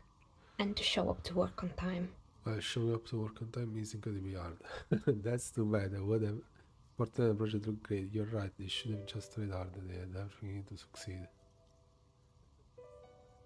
Not the wisest decision. You would have lost all your savings. She tosses a pair of dice on the table and all of them stop near the edge of the metallic dice. The result is 1 on a 20-sided die. Oops. The dice is black and filled with little silvery flakes, like snowfall. Anything else? There was a terrifying taxidermied bear in the cellar. Oh boy, the fabled Revachol ICT. You're in for a treat here. She smiles, leans closer, hands on her knees, like a stand-up comedian ready to dance. The place was owned by two guys who had some rather innovative ideas about marketing. The bear was one of them. Now ask me about their other idea. Indeed. What were the other ideas? Okay, what about There was really just one. And it involved picking out the prettiest girls in the neighborhood and paying them 20 cents per hour to man the booth. And by man the booth, I mean slump behind the counter with a face that could maim you if you ever dared to disturb their bored magazine browsing. Okay. Fritte does the same thing. I think Fritte is the girl on the shop near the... What is the strike? I know a girl just like that. She worked in Fritte as a cashier and she's not particularly friendly. I didn't expect 20 cents per hour as dogs pay. That's an award-winning idea. How else do you choose people around you? I don't have an opinion on employing teens. Employing silky teenage girls is a widespread practice, yes. Unfortunately, they always come in packs. I'm talking about acne-ridden girlfriends and gorilla-like boyfriends loitering near the shop. At least that's what happened with Revachol ICT. And they already had the bear. She goes her eyes if you're remembering something painful. What about the bear? The bear. She repeats, pressing thumbs into her temples, like trying to suppress headache. It didn't work out? Of course not. The bear was terrifying. No one wants ice cream guarded by a hostile apex predator. To make matters worse, the fridge didn't work too well either, and half the ice cream came out malformed and partially melted. Eventually, Revachol ICT lost the price war to its rival, Glacé 5000. Glacé 5000 sold caramel sundaes for only 5 cents a piece. out of regular fridges. Jesus, this girl knows everything. Not someone, it's the market doing its job. I'm sure the bear was doing its best. The bear was scary. And also the bear felt scary, like it could become alive any moment now. Maybe. Because the taxidermist who made the bear definitely wasn't. Doing his job, I mean. He said that the bear was his vision beast. He said he met his vision beast while high on desiccants. Called it Megatherion. Sounds cool. What's a vision beast? Very cool, but I don't want to hear about bears anymore. Megatherion. A mega wild beast. Very cool. A mega wild It's an imaginary beast that guides you through life by telling you to do more drugs, mostly. I don't I don't do drugs. Very good. You shouldn't do them. You're a police officer. Anyway, now you know the story of the fallen ice cream empire. She seems almost sad finishing the story. Some dust beams swirl in the aftermath. Anything else? Another failed business, perhaps? I found the building in Centcom, but it's not working. Oh, right. I hope you didn't try to ring me. I think none of those doorbells work, including mine. I'm still in the middle of connecting the wires. Sorry about the confusion. The doorbell with the empty name card must belong to her then. Okay, so it was yours. As I was wondering, but it's buttons in menu. That's right. I haven't even written my name there. As I said, it's quite useless right now. It doesn't work yet. I was wondering about the whirling rug. Is it part of the same building? You could say so. Both houses were built at the same time and under the East Delta Commerce Center project. That explains why you can call the whirling from the intercom. Albeit, I doubt that anyone... If the whirling is part of the same building, then it's part of the Doom commercial area. The darkness of this place is there, too. I saw a name, East Delta Pinball on the door. Right. It used to be a gaming arcade. This is an ancient failure, before my time. I'm not surprised, however. My advice? Don't base your business on a fad. Hypnotism, fluorography, trick-track, especially pinball. Agreed. Pinball is the worst. His disdain for pinball could not be clearer.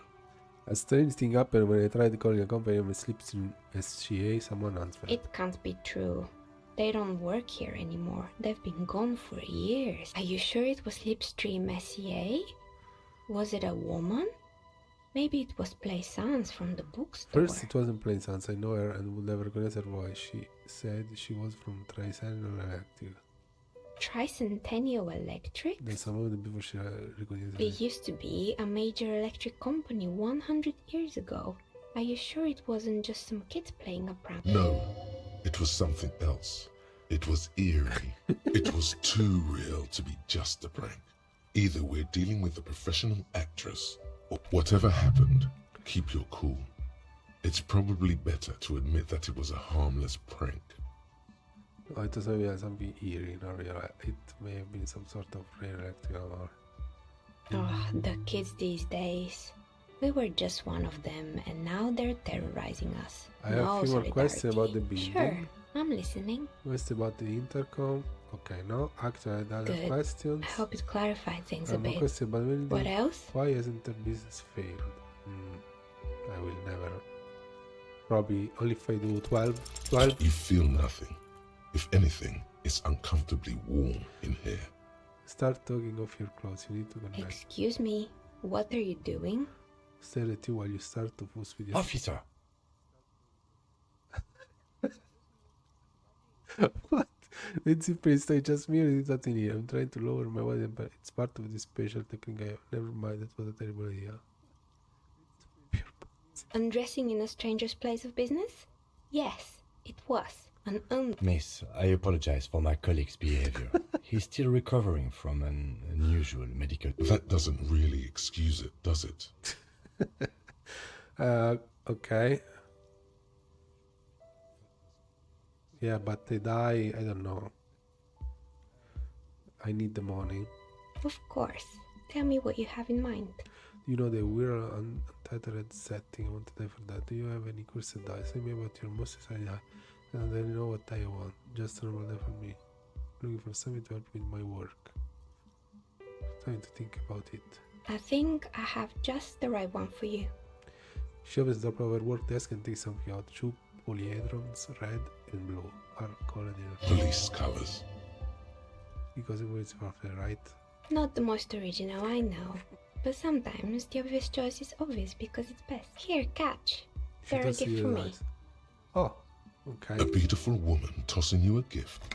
Whatever you do, don't overthink it. You overthink it. Oh, shit. Your hands can't agree what to do, and the 2 dice drop to the floor and scatter in opposite directions, like pearls from a broken string. The blue one disappears down the pit in the center of... Ah, down the drain, like your career. I apologize, officer.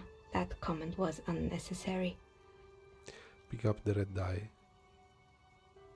That one is made of bloodstone with a lapis lazuli inlay. The other one was the inverse. It's a shame. They might have brought you luck. You definitely need luck in Martinez. Is she pitying you? Good God. Now, was there anything else? Okay. So, can I get the other dice in some way? It went down here, right? Okay. So I think we done everything here.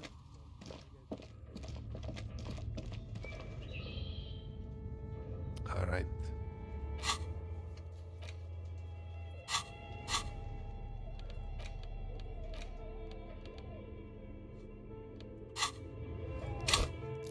Okay.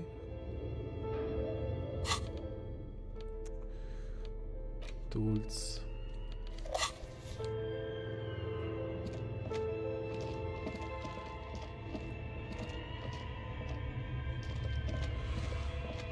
So I wanted to check the fridge stuff.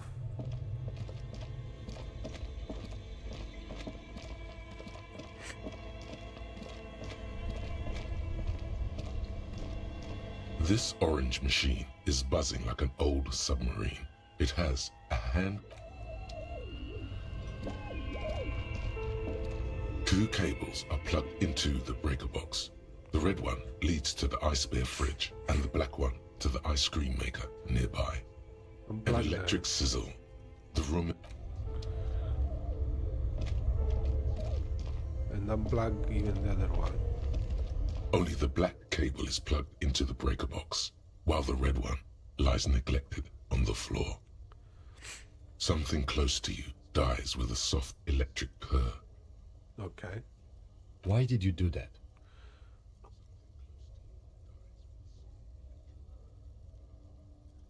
The lieutenant raises his brows.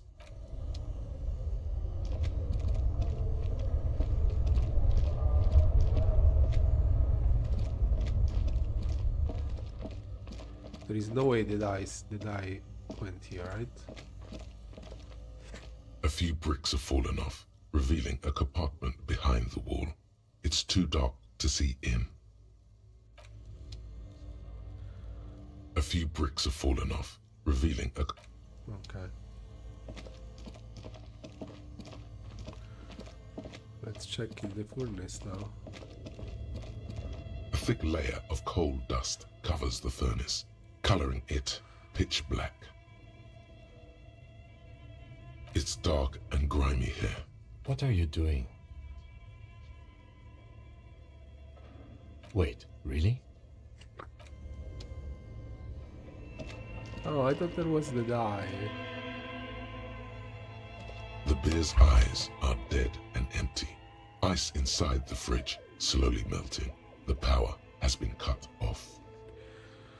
A friendly cartoon bear smiles back at you from a glossy cellophane wrapper. It looks nothing like the fridge.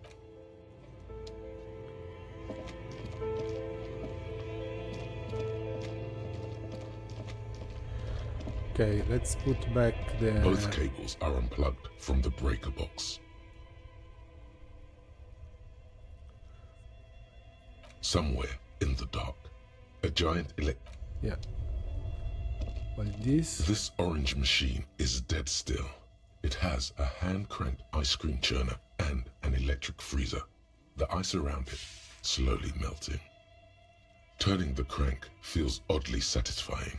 like stirring your child. It's all gone now. You'll never become a poet.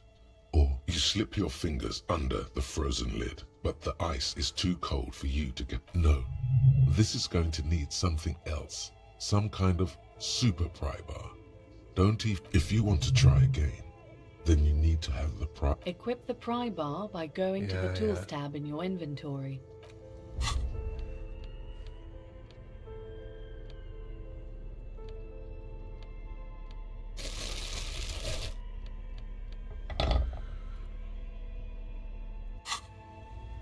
This orange machine is dead still. It has a hand-cranked ice cream churner and an electric freezer. The ice around it. Maybe I slowly have to wait for the ice to. Yeah. I have probably to wait for the ice to completely melt. Let's see as well.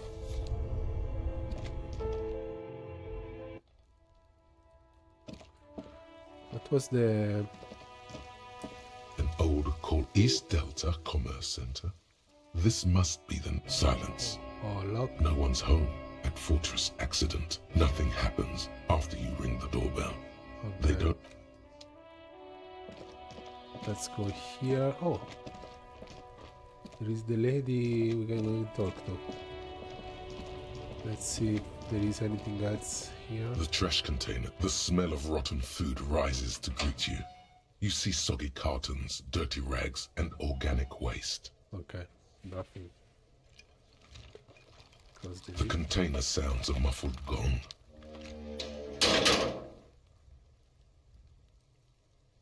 Leave. Fuck, does Kuno care? Kuno doesn't. The rotting man. The lieutenant adjusts his glasses and takes a deep breath.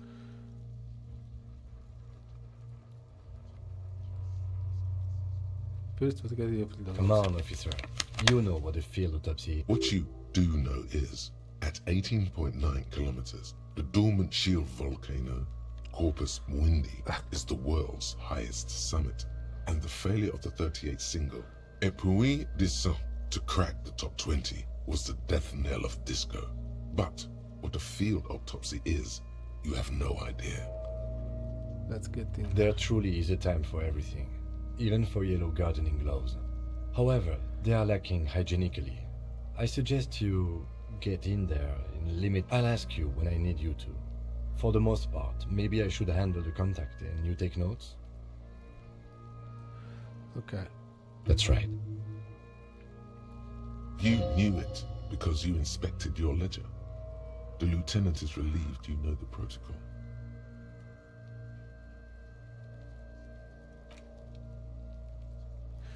So, wait, I want to remove my gloves. Fingerless gloves, okay.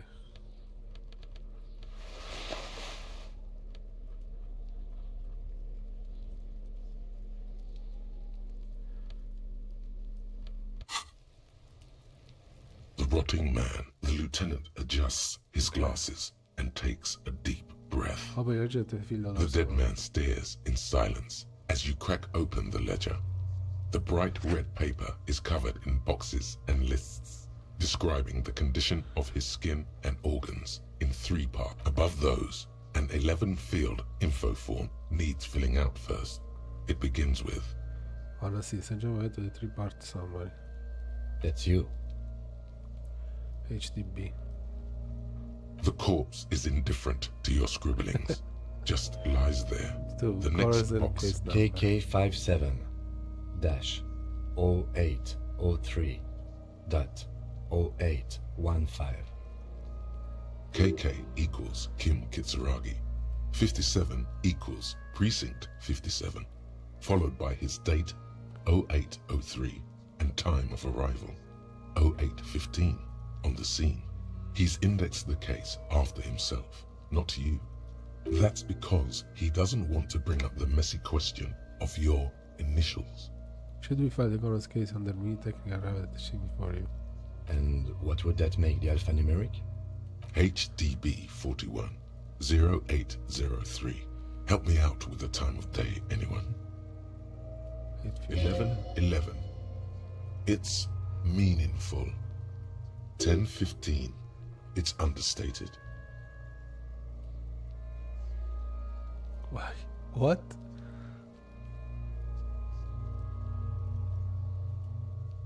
Good. Let's go with that. The lieutenant is quite surprised you managed to come up with an adequate case number. We've heard the nom de guerre. Lely. It's better than nothing. Right, Write it. What's next? Date of birth? Date of birth, NA. yes. NA, not applicable. Roughly 50. Try 40. The damage is so extensive, it's better to err on the young side. I'm gonna write 42.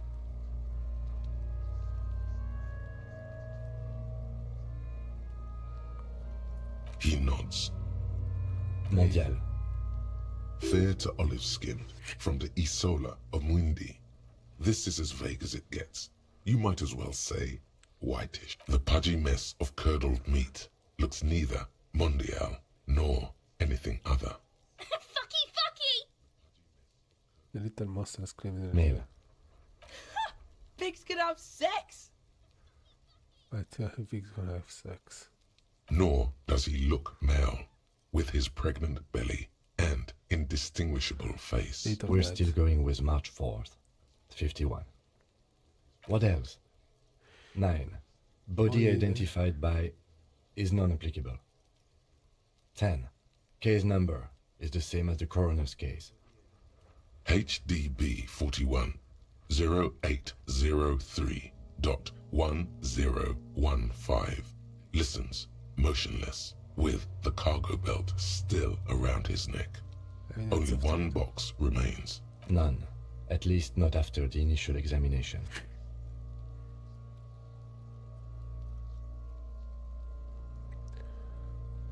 They'd have to have incapacitated and carried him over. This man was more than a match for untrained dogwalkers. He placed his hand on the dead man's chest. Your central nervous system recognizes this gesture. It's the stations of the breath. Ecclesiastic, religious in nature, a holdout from pre-DeLorean burial rites. It takes him 2 seconds to perform.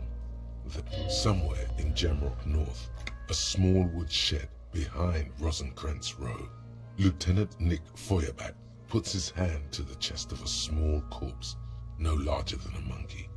It's raining outside, light drizzle. There is darkness in the shed.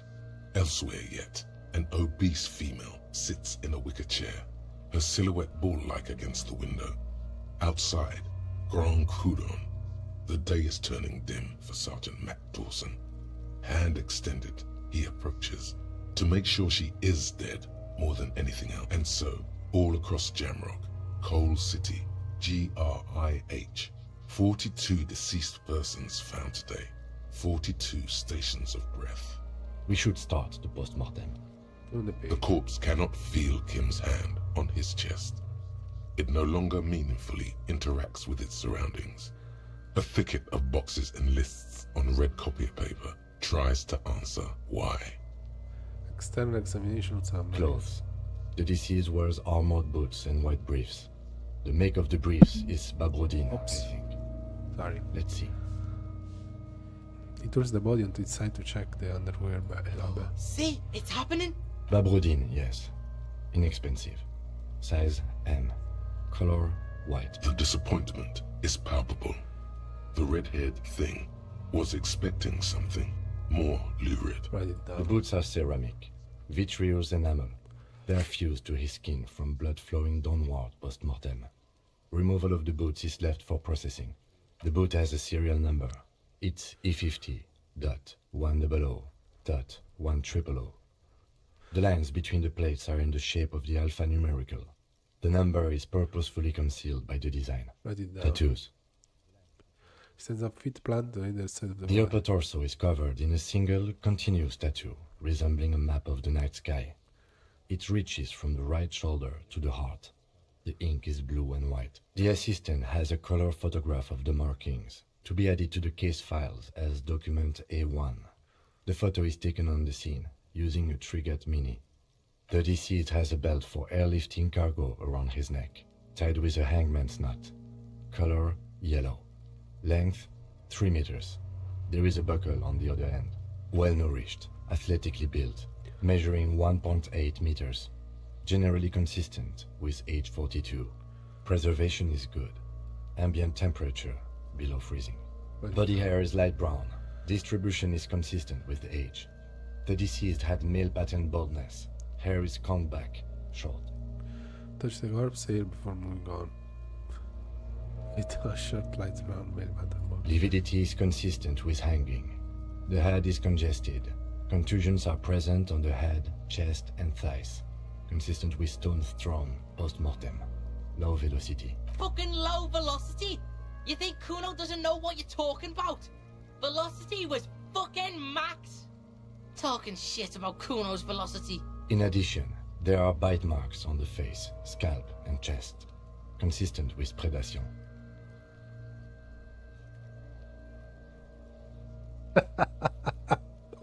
Write down. You get your mark. The lieutenant produces a small folding knife. With the other hand pulling on the belt, he starts cutting into the polyester. The stench is horrid. After a while, some of the material cannot be cut. The steel wiring. There's too much of it. We need to remove the belt so we can get to the ligature mark. You got just the right tool for that. The chain cutters. Oh yeah, I'm prepared. Back to the chain cast. Good thing we got this chain cutter. The hanged man lets out a joyous little bubble of rot from his nose. The thing of the chain cutter. Always good to think ahead. Now, He points to the rope, squeezing at the best. we need to cut the belt to see the ligature mark below. Carefully, with as much See, my pig is gonna fuck his head off. No, he ain't. Your pig's a boring fuck. I'm not a picky, look for a good spot to cut. The belt is equally tight around the whole circumference of his neck, swelling over the edges like white bread rising from the yeast. Oh shoot. This is a red check, it cannot be retried. Ah.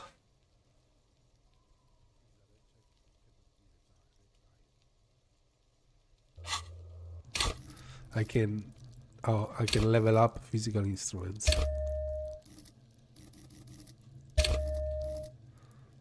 Okay.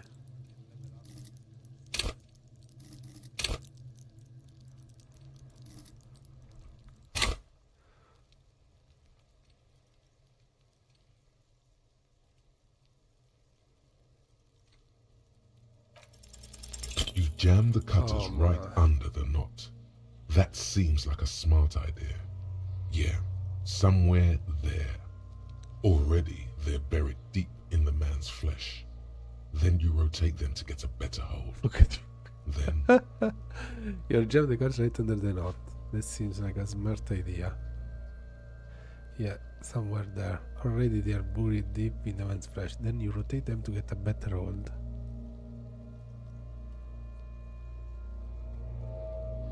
a really, really bad smell is coming from there now. And some kind of cracking sound. Enough good sound. Yeah, fuck him! Fuck that faggot! Told you my pig was I should have a go first. I think I have a strategy. He steps in, takes the chain cutter from you. Okay. He sinks the cutters into the knot, preparing to perform the cuts, with his elbow to his knee, for precision. Yes, that's much better form than you had. Snap. The knot is slashed. Another cut and the belt falls apart like a flower bouquet, revealing the dead man's neck and the dark red ligature mark. Here. He hands the chain cutter back and then he cuts the body, running his finger along the red groove until he comes to the rope rises to a point, leaving a gap in the ligature mark. The suspension point is in the back of the neck, on the nape. As it ought to. This is where its grip on the curdled meat is gentlest. Hemorrhaging is observed on the skin, above and below the ligature mark. The mark is well pronounced, consistent with a drop from 1 or 1.5 meters.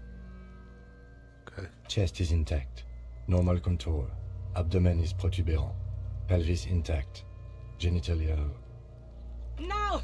Let's get out of it! I fucking knew it! This is clearly what they've been waiting for, ever since the autopsy began.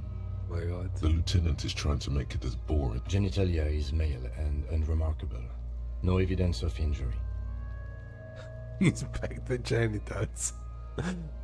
The dead man's penis is average-sized, congested from the downward collection of blood. The testicles are uneven in length, hanging underneath. The genitalia is greenish. Marbling is present around the crotch. Back is symmetrical and intact. Upper and lower extremities are intact, but asymmetrical. There are combat injuries on the right hand.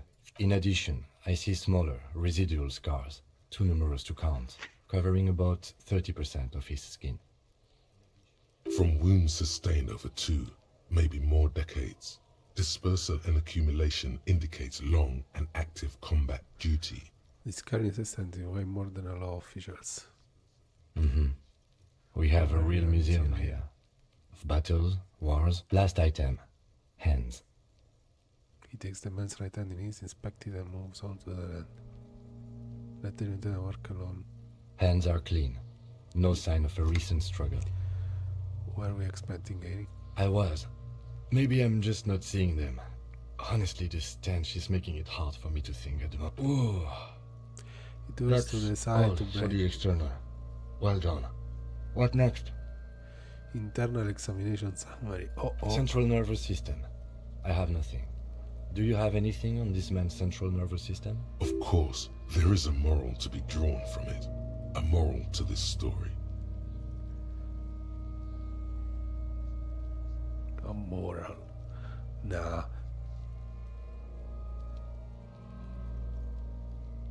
I said Musculoskeletal. Purge fluid is coming from the mouth. Not injury related. Eyes and tongue protuberant. Hyoid bone. With his eyes almost closed, the lieutenant puts his hand on the dead man's throat and begins to massage it, gently. A rotting smell erupts from the mouth. Purge fluid runs down his lips, black and viscous. Yeah, jack that fucker off! The hyoid bone is fractured. The rest of the musculoskeletal system is intact. Respiratory system. Back conscious as he begins to pry open the other man's jaw. He stops to accept more force, both hands. Oral cavity shows no lesions. The victim has received dental implants, possibly after a combat wound. Mouth swollen. Hemorrhaging present in mucosa of the lips and mouth. Looks inside the... No scream, no sigh of relief rises from the darkness inside. It's humid there. Sickly sweet air, unlike anything living. You feel like you're about to throw up again, straight in that mouth of his. Hepatobiliary, NA. Why do we... Are you a hepatobiliary expert? Looks at the girl's stomach with a mixture of tiredness and disgust. I don't think Neither so. am I. And that's it? That's it. Same for toxicology and serology, NA. Cardiovascular. The body exhibits heavy lividity. Blood has gathered in the hands, feet, and neck. Hypostasis is visually consistent with the hanging. Gastrointestinal. He breathes a sigh of approaching relief. This is the last field on the list. He looks around to the ground, a pool of feces. This will do. Digested semi-solid food in stomach. Voila. Okay, he touches the gallbladder lower abdomen. If you write it down, omit the voila, keep the voila. What's next on the list? Description of injuries. Let's see. We have bite marks, contusions on the head and chest, and a ligature mark encircling the neck. You'll need 3 fields. Leave a 4th one too. What about the... So we inflicted them? This is a team effort. Okay, Okay, so there's an incision on the thorax from a chain cutter. I wouldn't mention it. Better not to muddy the waters. Agreed. I wonder what is in the... It's a lot pig between us, so back to injuries. See? These pigs are fucking... Why don't you fuck them if you... Now, injuries. Bite Head, marks. chest and scalp bite mark injuries. Predation by birds has caused damage to the body. Odontologist does not need to be consulted. And your opinion, officer? Beneath the description there are 2 boxes with a ticket. A. Opinion fatal injury. B. Non-fatal post-mortem. Agreed. Next injury? So, Contusions. the scalp bleeds from a post-mortem head injury, a stone. The injury does not have the rim of an early inflammatory response. The perpetrator on the scene has confessed to causing it post-mortem. At maximum velocity, fucko! Has confessed to causing it at maximum velocity. Coagulated blood sticks to his scalp and chest, where the countless stones have hit the dead man. Beneath, the description of injury. 2 boxes. Right. Next, Ligature mark. a dark red abraded ligature mark encircling the neck, with a gap on the nape measuring, let's say, 7 centimeters. The hyoid bone is fractured, the cervical column intact. I see hemorrhaging on the skin, above and below the ligature mark. Depth of the mark, 1 centimeter. No signs of closure. Below the note, 2 customary boxes wait to be ticked. The man's head jerks to the side. The ring around his neck is visible.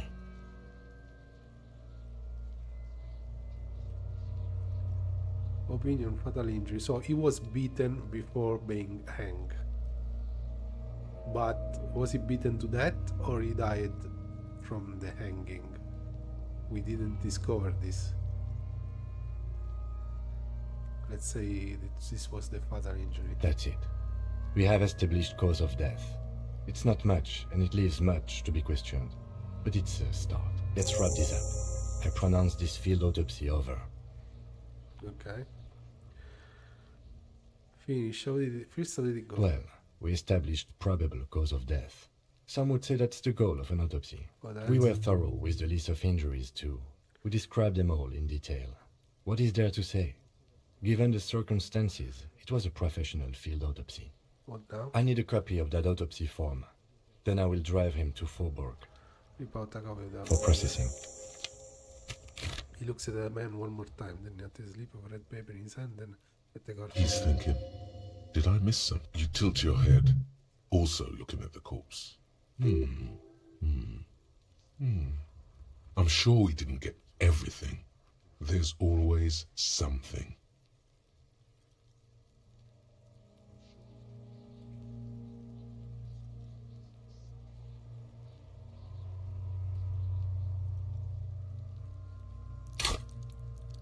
Perception. Risk perception. Okay. You run your hands over the victim's cold body, his limbs, his torso with its swollen organs. Maybe you should be more thorough.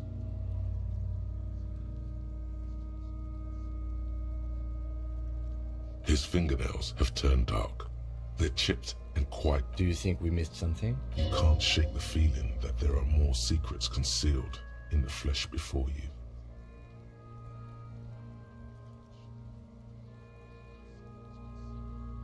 Okay, well, we are in livor mortis here. He is disintegrating. We need to refrigerate the body if we want to conduct another examination, and we need to do it fast.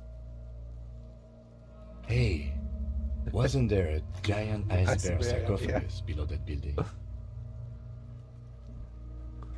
Yes, there was. An absolutely colossal free still plugged in litter in the shape of an iceberg.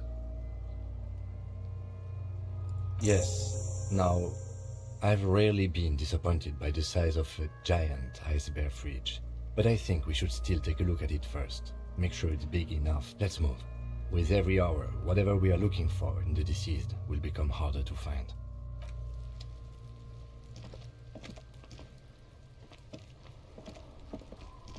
What do you see? Okay. No, I already did this. Okay, so we have to go to the fridge bear. It is here. Examine it. Maybe plug in the...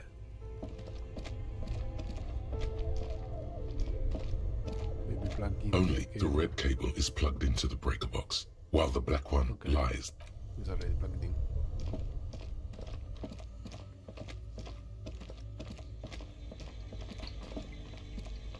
player's eyes are still glowing red, So then it's watching thinking it's over big all enough, the ice cream. It's certainly an eccentric choice, but it is capacious and cold. But the optics on this are awful, he thinks. We need to be as silent as we can. Your visual confirms you could fit 2 more bodies in the ice bear fridge. Shall we go and get the body then? I'll take the head, you take the feet. The stairs won't be easy, but... The 2 of you. Easily. The body is heavier than you expected and stinkier. It takes half an hour to prepare the butcher. Then 10 more minutes to stuff it into the fridge. The lieutenant takes a step back to admire your handiwork. Beautiful. A dead body in an ice bear fridge. This is some of the best police work I've ever done. You've definitely earned a drink after this. Perhaps even some pagan rites.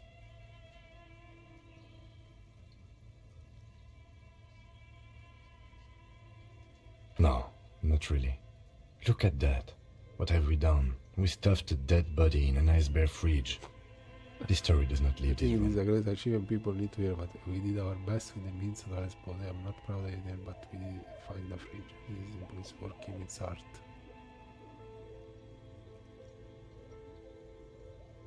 As impressive as the fridge is, this is a small victory. At least we've stopped the body from decomposing further.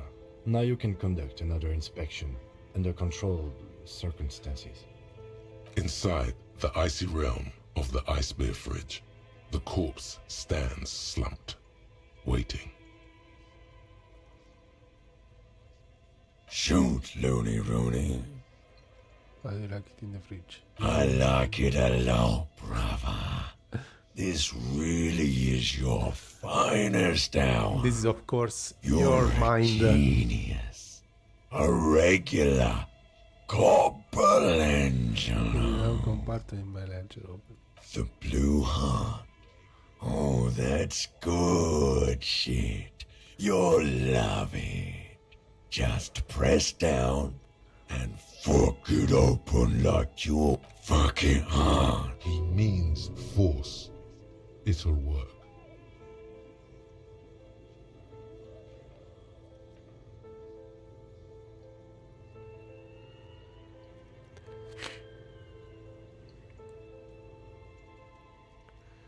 Okay. Come back later, Corpo.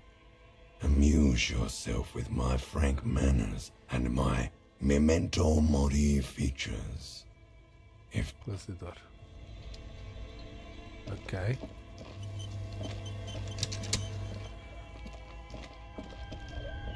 Now let's see if This orange machine is dead still. It has a hand-cranked ice cream. Okay, so we have to leave it like this.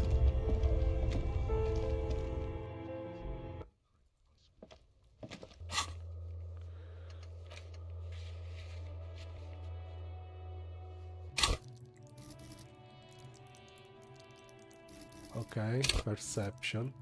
Let's level up this.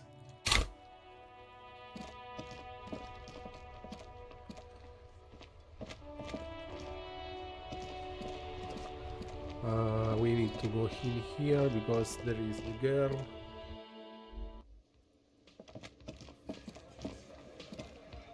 I've got nothing to say to you. Why are you wasting your time? Okay. Can I help you?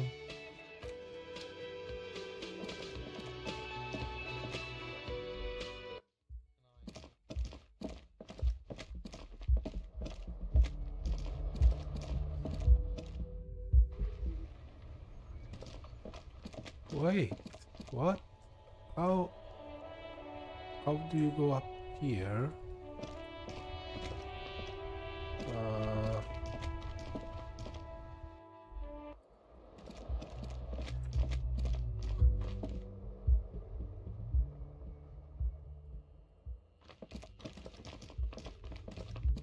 The door is closed.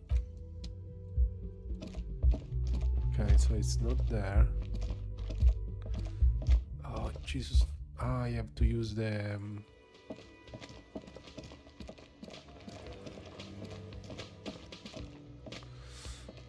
I I have to use the secret The man passage, I ponders think. his cooking utensils and you see ahead. Okay, before speaking with these guys,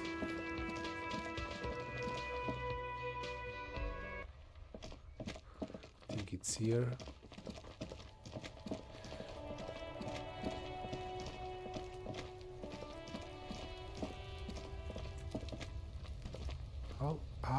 How do you go in there?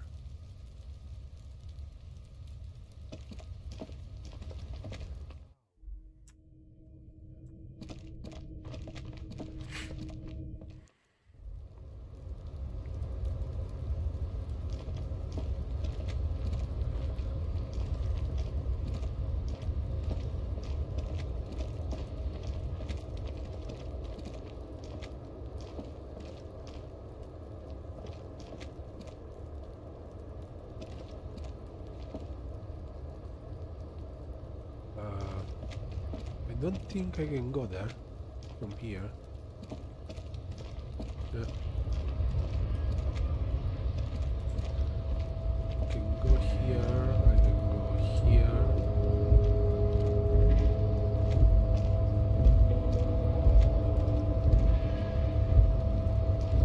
A tarpaulin cloak is still caught on the railing. No one has claimed it for their own.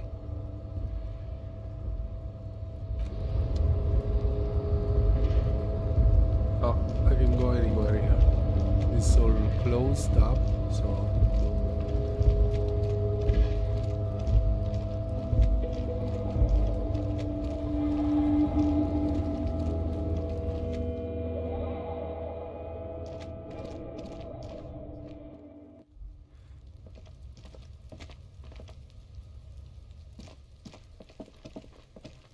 Okay.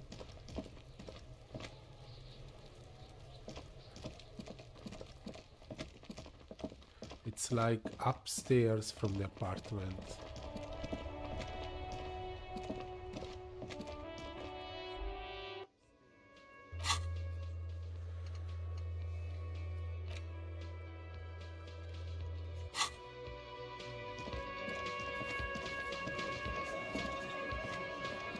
Behind the dockworkers, a ceiling height window. The hawthorn branches scrape the glass like bony fingers. Nothing, just black tangles like the hair of an old woman. There's a little slide panel up there to let some air in. No need to... Speak with this guy. This is where you say your bed. A broad-shouldered man points at you with a beer can. With a beer can. Detective.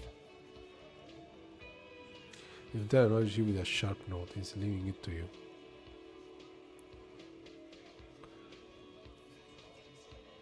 Oh, this is about him. A real looker, that one.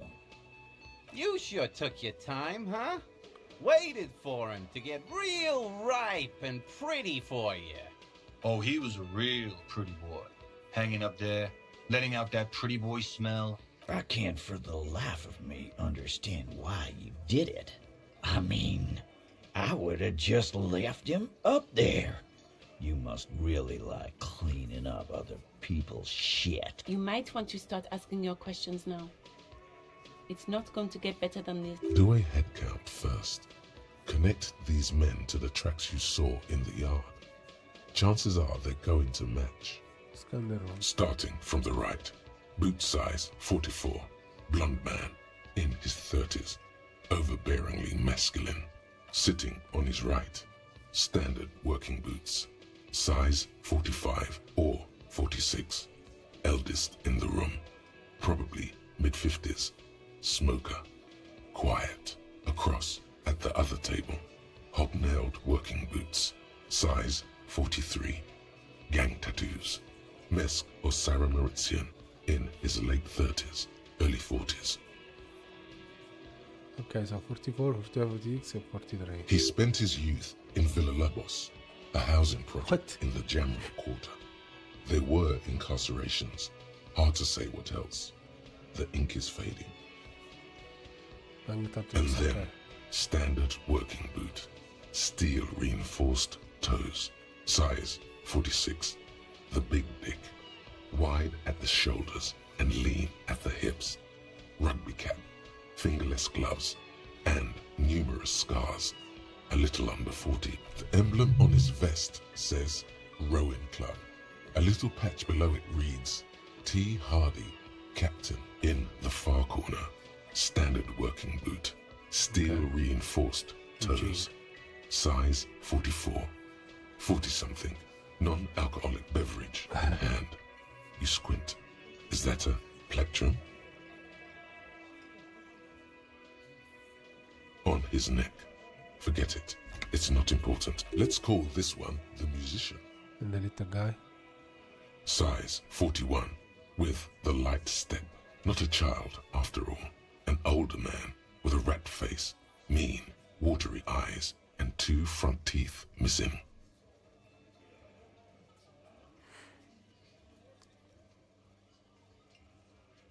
In the middle, heaving and wheezing. Big guy, boot size 46, deep marks. Probably carried the victim over. He alone is 130 kilos.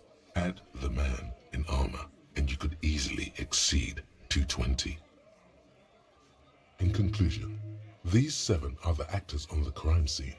The footprints were theirs, but there's a discrepancy. Exactly the missing lady driver who was running the drug trade. Does it mean the Hardy Boys are involved in the drug trade as well?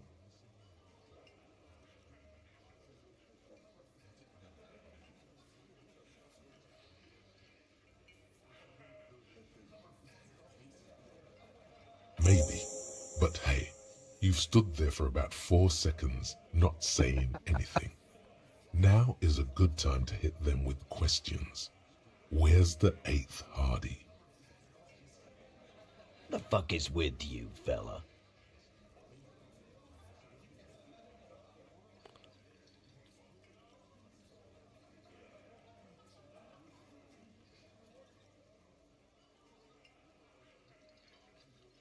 Okay.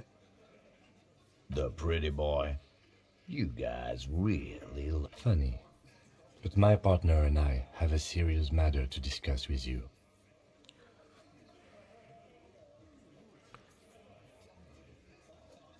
Container belt? Like we used, because we took it from the harbor where we work. Then we went out back and used it to hang him. We did this together, all of us, until he was dead. That's why there's a container belt around his neck. Ah, so you confess. God damn. No. These 7 honest men have equally come forth. They told you what happened so that you don't waste any more of your time. All 7 together. They're diluting responsibility. It's an anti-arrest tactic. How many people have you sent to the Shays? Ever felt remorse for them? Chaise électrique is the method of capital punishment in Revachol under the coalition. During the suzerain's reign, it used to be the firing. Or send them to Reunion to rot. For 20 years. For life.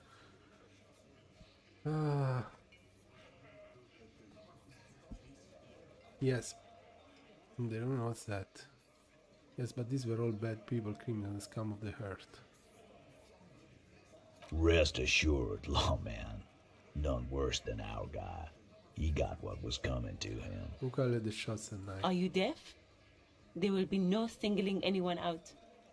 You can't arrest a Hardy Boy without arresting all Hardy Boys. Arrest all Hardy Boys. What's the problem? Do you think you could do that? Do you think you could arrest them all? A trick question.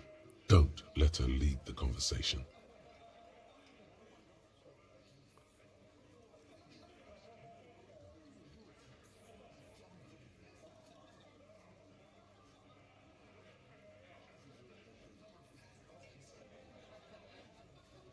Who do you fucking think does?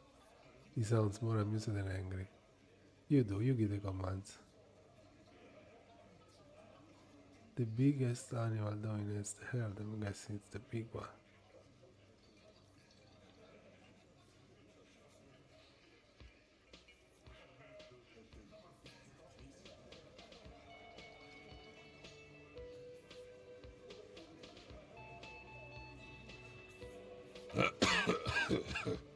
I wonder that's an helicopter reaches in this point of Theo's a great guy. A great guy. But come on. Titus Hardy runs the Hardy Boys. That's why we're called the Hardy Boys, Jeep. I think you got your answer.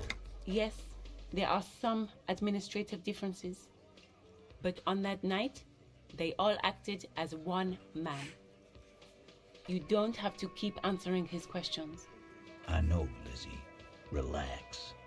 We killed him last Sunday night. Seemed like a good way to end the week. Known him? We don't associate with scum. Yeah! Quiet. He came around about 3 weeks ago when that Pines cow first sailed into town. By the Pines cow, you mean Joyce Messier? The representative for White Pines? The same company you are striking? No. I mean the Pines cow. The stupid-ass cow they sent in to fuck us over. But you know what? Why don't you ask her about the pretty boy? I'm sure she has interesting things to say when you ask her hard. That's enough insinuation for today, Titus. Officer, your interview is drawing to an end. Don't waste your last questions. Why did you kill him? How did you kill him? Why don't I step closer? Why don't I just arrest you? Why? 'Cause he was worthless mercenary scum. And he stepped out alive in my town. So he was a mercenary, that's it. And he stepped out alive. He repeats Joe Crumpet shot like a What kind of mercenary? The kind that shows up when you start a strike. The experienced kind, too. Had Cohoy and Seminine written all over him. Ex-Oranese Special Force. A live grenade. Right here in our bar. This one has a special gripe with him coming here. I can't prove it, but I know he was sent by the Wild Pines. They hire merc shit like that. Story of every strike from here to Samara.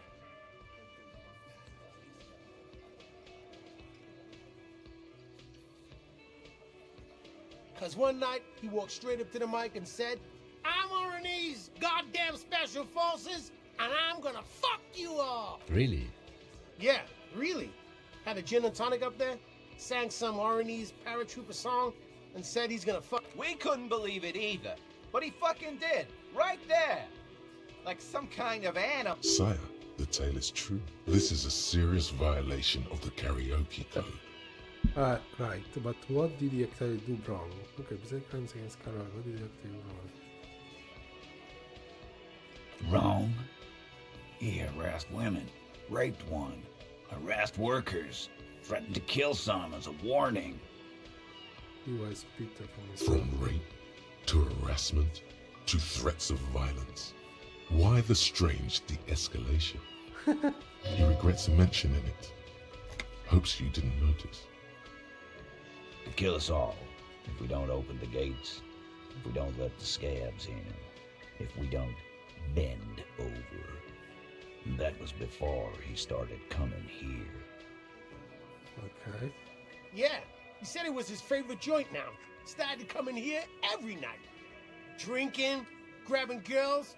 Grabbed one of ours mid-karaoke, right there on the stage. He grabbed someone? They decided to make sense of this floating. Yeah. This girl's on the mic. A beautiful girl. Young. Gets into the second verse of Lover Lake. The fucker grabs her legs, starts screaming, "Show me your cunt! Why don't you show me your cunt?" Then, he gets knocked on the head with a wine bottle. Doesn't even fall down. What do you think he was sexual assault or rape, you say? Aren't you fucking listening? My man is talking to you. He took care of it.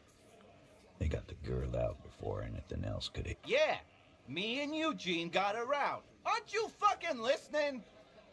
There's something odd here. Seems like they don't want to talk about that rape Titus mentioned. Why not? This is a serious allegation. Make them talk about it.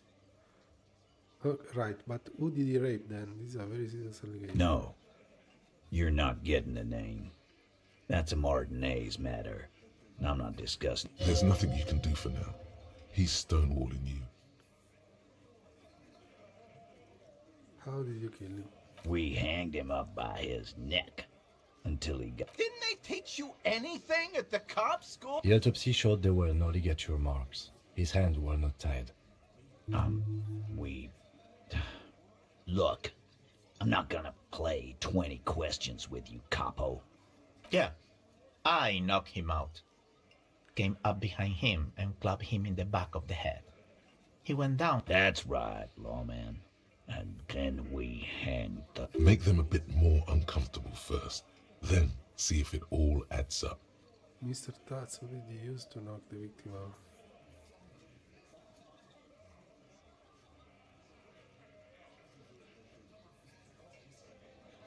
Composer, okay.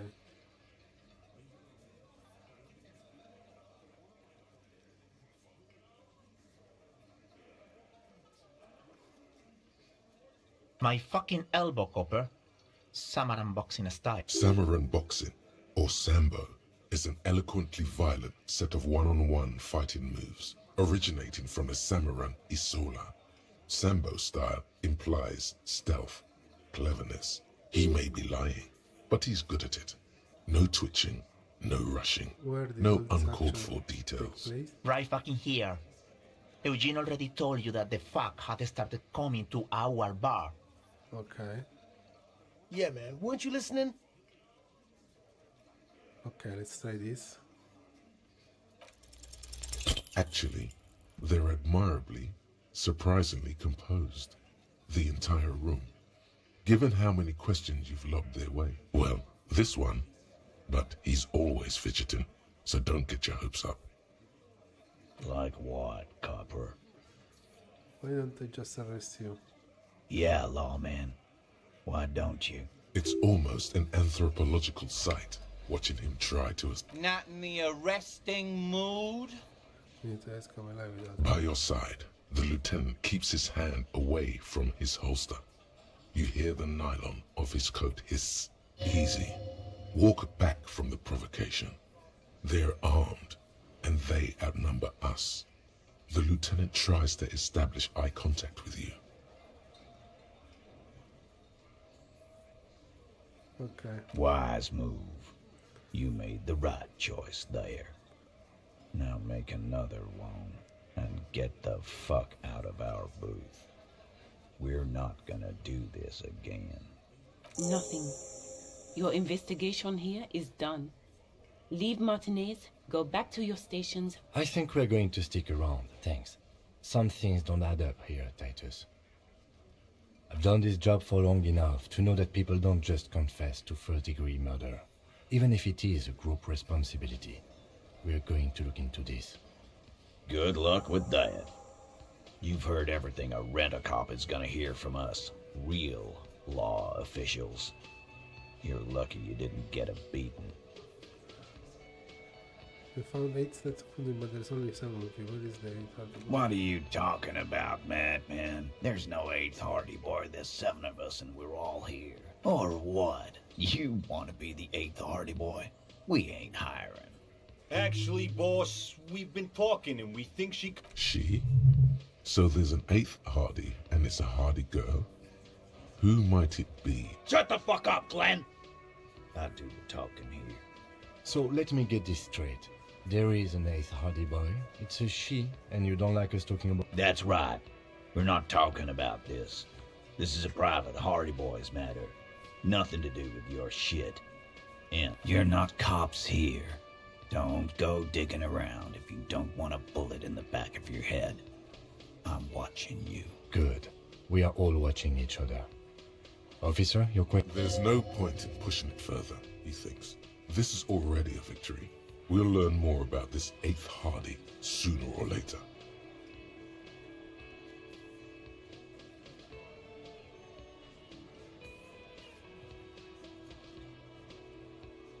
Like hell you have.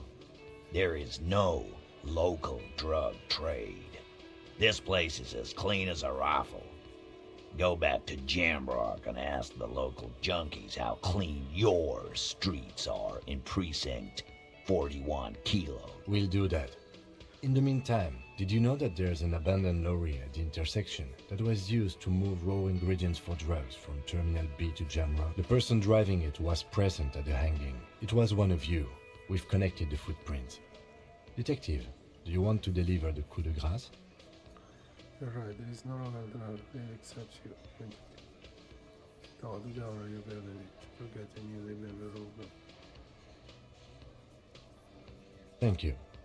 You're right, Titus. There is no local drug trade because it's all controlled by you. You're the drug trade. That's a mighty interesting theory. I guess that's what you would need to do, theoretically. A big, strong, state-run monopoly would outcompete the runts on the street. Yeah, man. Theoretically, that's what you would do. To get rid of the gangs, the dealers, even some of the junk. You would need good, trustworthy people to take their place, of course. Hardy men to run such a monopoly. For the good of the community, of course. Yes, but that just sends everyone else to Jamrock, doesn't it?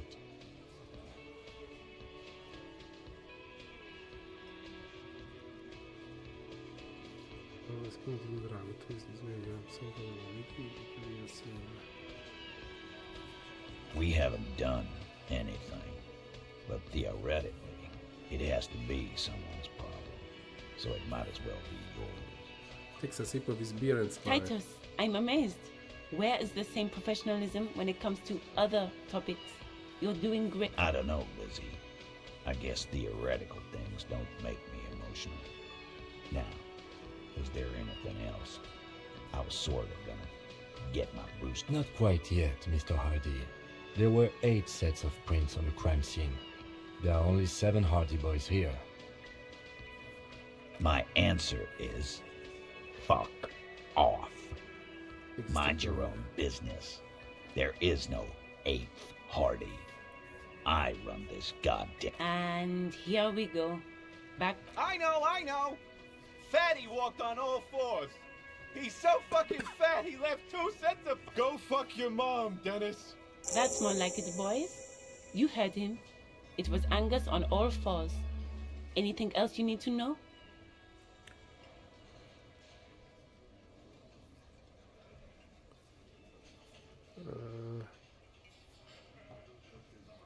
Yeah. By friends, you mean his... Wouldn't want to beat up his grandma.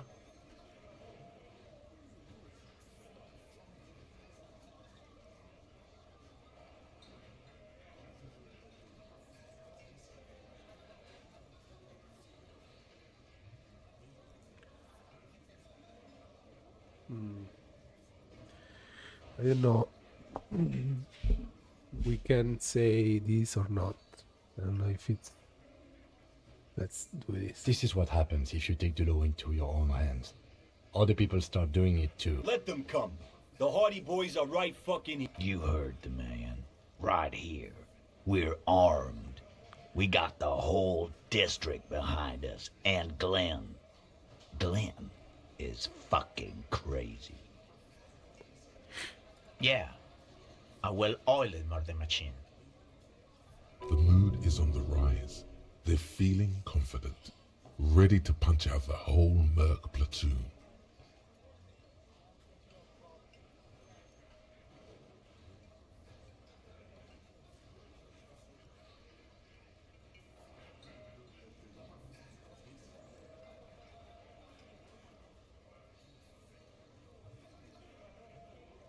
The fuck is that supposed to mean? We're not bees. We're men. Easy, E. He's trying to phase you. What are you trying? So are the local gangs. The fucking Barmy Army. And the Madre scum. Yeah. Where are they now, huh?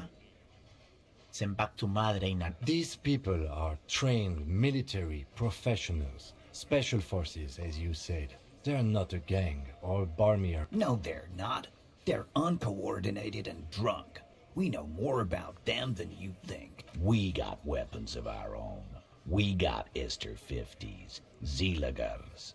Glenn's got a knock cannon at home. I guess we're gonna see. That was an unsure phrasing. See, what did they don't? Yeah, like you've been up against ceramic armor. You haven't even seen the whole suit, right? I've seen the whole fucking thing, and it didn't make him immortal. Big fucking surprise. They hire psycho scum, arm them to the teeth, and let them loose in the city.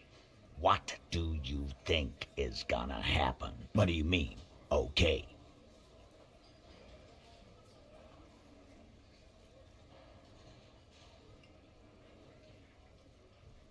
I mean, okay, you got one more gun on your side. Once I find mine, I lost it.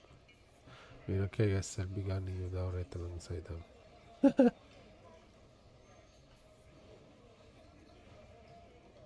No, they won't. Get out of here with your negative. All he means is that the situation is serious. No wonder you cops get shot to shit every day. Can't go to war with an attitude like that. Again, just get the dead guy's autograph. Good one, Titus. About fucking time. Authority. Let's see.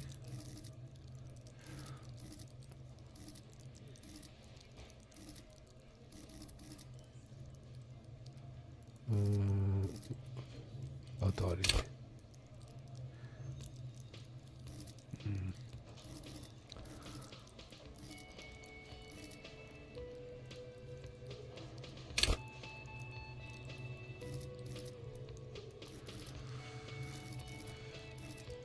No.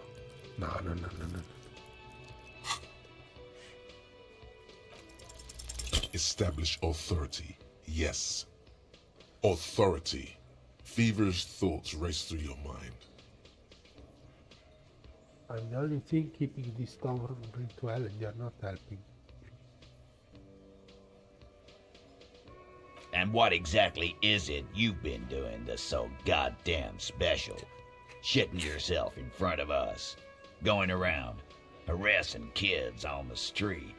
Kids who've done nothing wrong. All the while talking racist shit. Don't think we aren't watching, Fascia. People here trust us. Fascia. That's short for fascist.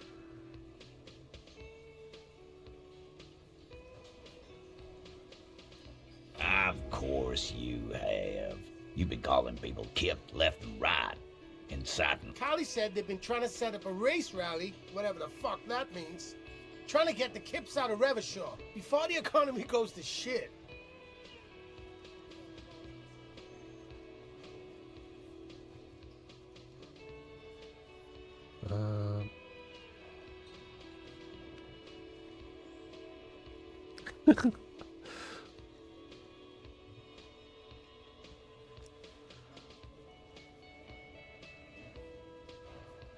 Sure there is.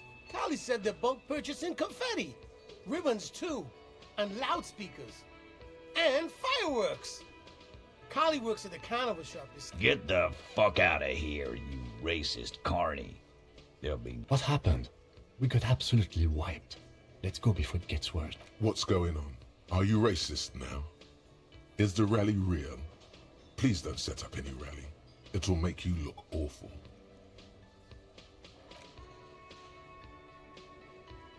Okay. So we did this. Auto save, nice. Can I help you? Another thing. Great. Yes, and the phone company is taking its sweet time sending someone to fix it. Who told you that? Fine, yeah, it looked like someone had messed with the wiring. It was shortly after the hanging, but I don't know if it's at all related. Plenty of arseholes around. If you do find out who cut the line, though, let me know, so I can forward them the repair bill. Oh, yes, yes. What? Yes. Got the 20 real. Good. Okay. You got the room for the night, but remember, you'll need another. You know, there might be other places.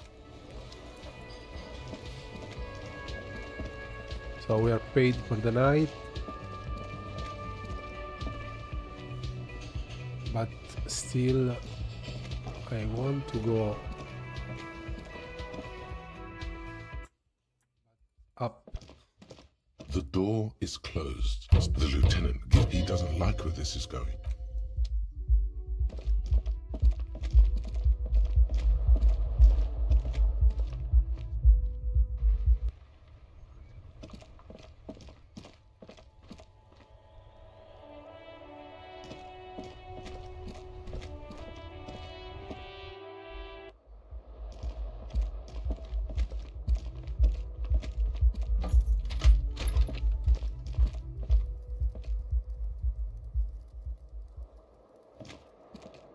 The window stands broken in its frame. The morning light hurt. The fan stands.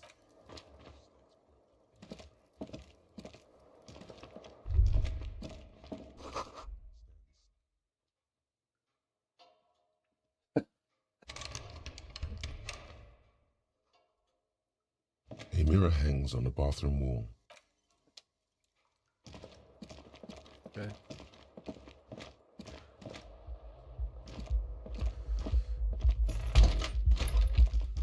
So we need to go and speak with the librarian and tell her that there is no course or anything. That's one of the quests.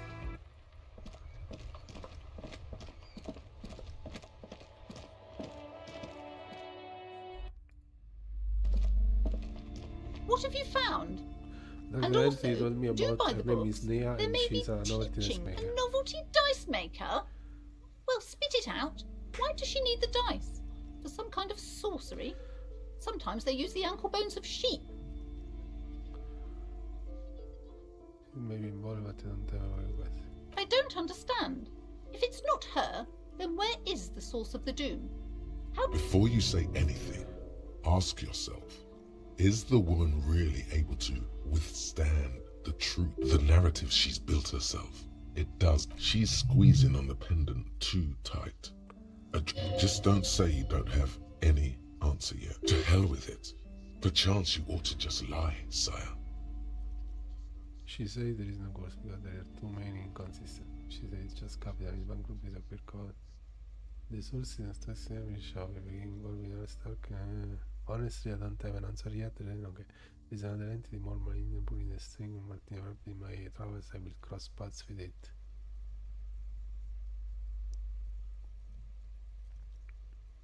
Wait, what?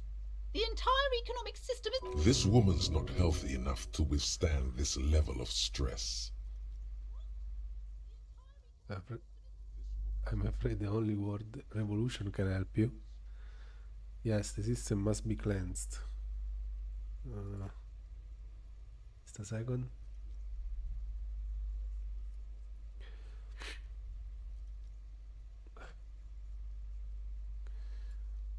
Yes, the system must be cleansed of immigrant labor.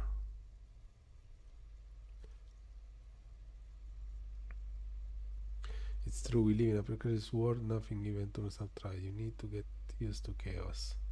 What I meant was I found the source of the doom. Forget about the only thing. Back off. Okay.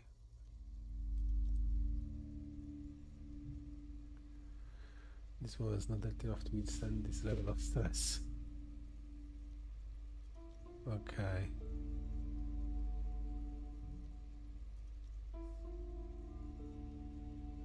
You found a way to fix our entire economic system? Or are you talking about the building? Yeah, I disposed it. The course is definitely gone. I'm afraid that I cannot identify the source, but you have to call some other experiment. Yeah, I disposed it. The course is definitely gone. Yes, I present the same in his spelling rights. This commercial is doomed no more. Of course. I trust my Seminole's wards and charms kept you safe while you perform the ancient rites. All that matters is that the energies are retreating. I can already feel the curse lifting. It will be a long time until... Thank you, officer. Truly, you've brought a better psycho-emanation to this humble bookstore, and that's no small achievement. She so badly wants this to be over. She would have believed anything. All right, then. All's well that ends well. Should we return to our ordinary life? Yes.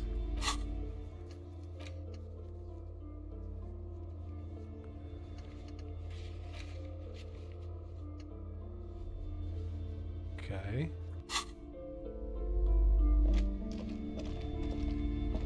Hi, Ace Detective.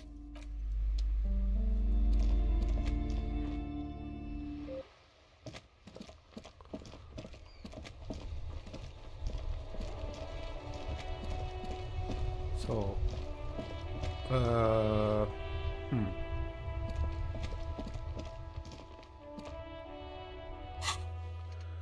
So let's check if the police, the police station. Inside, you see a set of steering levers, a radio microphone, a pull-out. This is Precinct 57. How may I assist you? Have you heard back from the ICP about the serial number? No, and I doubt they'll get back to me before tomorrow morning. Okay. Anything else? Sylvie. Just a second. Sylvie Malaika. Yes. Hello? Oh, great. What else do you need, detective? No? Not me. No. It was someone else. We'll find them sooner or later, officer. It just might take a while. No. It was someone else. Okay. You hear... Anything else I can help you with, officer? 57. In the cabin, you see a set of steering levers, a radio. Okay. So now we can go and speak with these guys again. Looking for something? It's not the most popular topic nowadays, with the coalition in charge, you know. You might want to change the topic. That I'm not the only one. Look, I've read books. The science of racial theory. People who've studied these things say that you and me are superior by design. Race is a simplistic means of social classification based on easily observed. Oh? Don't push your luck, Runt.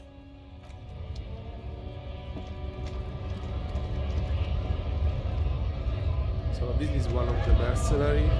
They are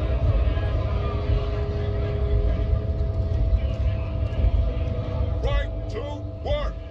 Right to work! Shame on you! Don't think so. Suddenly, this feels like a really, really bad idea.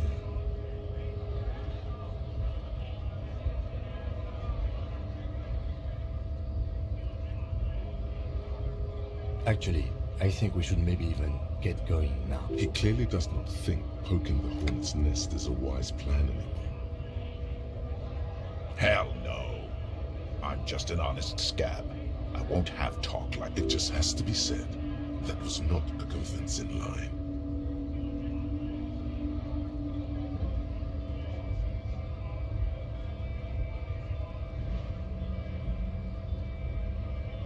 Fucking loincloth. Loincloth? Now you see, that's not really what a scab would say, is it? Better not to press the issue further, sire. He seems tense. The man's breathing steadies, but... This is the other guy, and then there is... Hola, Wandering Man. How can I help you? The man looks at the colorful piece of plastic, then at you. But that's not you. He can't know that. Maybe you're just younger on the photo. From back when you were not a cop, but a heavy-set, dark-skinned dock worker named Santiago Jean? Highly unlikely. I've known John for several years now. Also, you told me you're a cop, remember? How did you get his shift card? Oh, John's been out drinking himself blind again? He should watch his step, that John. Can I have the card? Oh, is my friend in some sort of trouble? Who knew?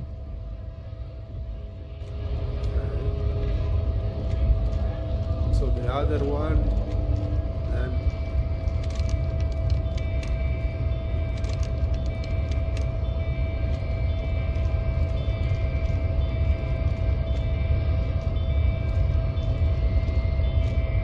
Your race descent has only worsened since I last saw you. You have really let yourself go. He does not so much as glance at the object.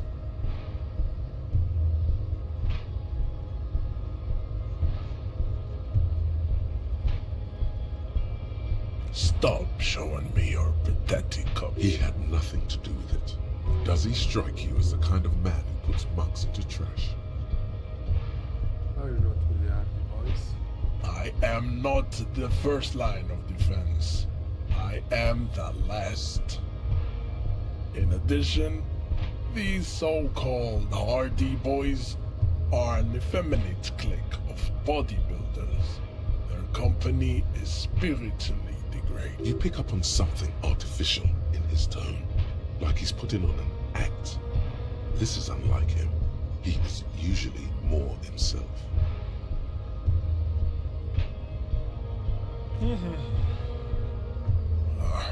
Fine.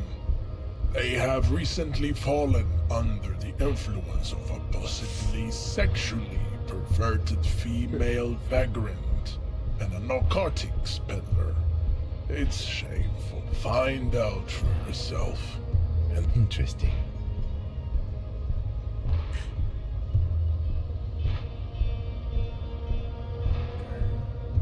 The man looks at you, silent.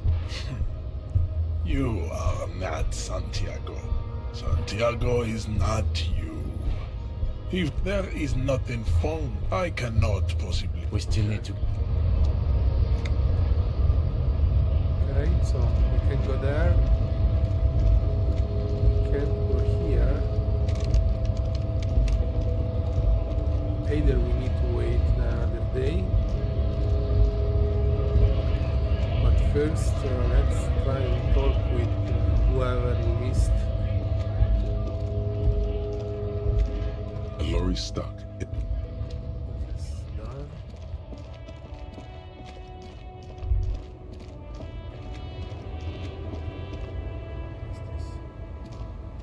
The woman still has her eyes fixed on the photograph in her hands. In the background, the radio plays. If you want her attention, you may need to be more forceful. Where am I? Who are you?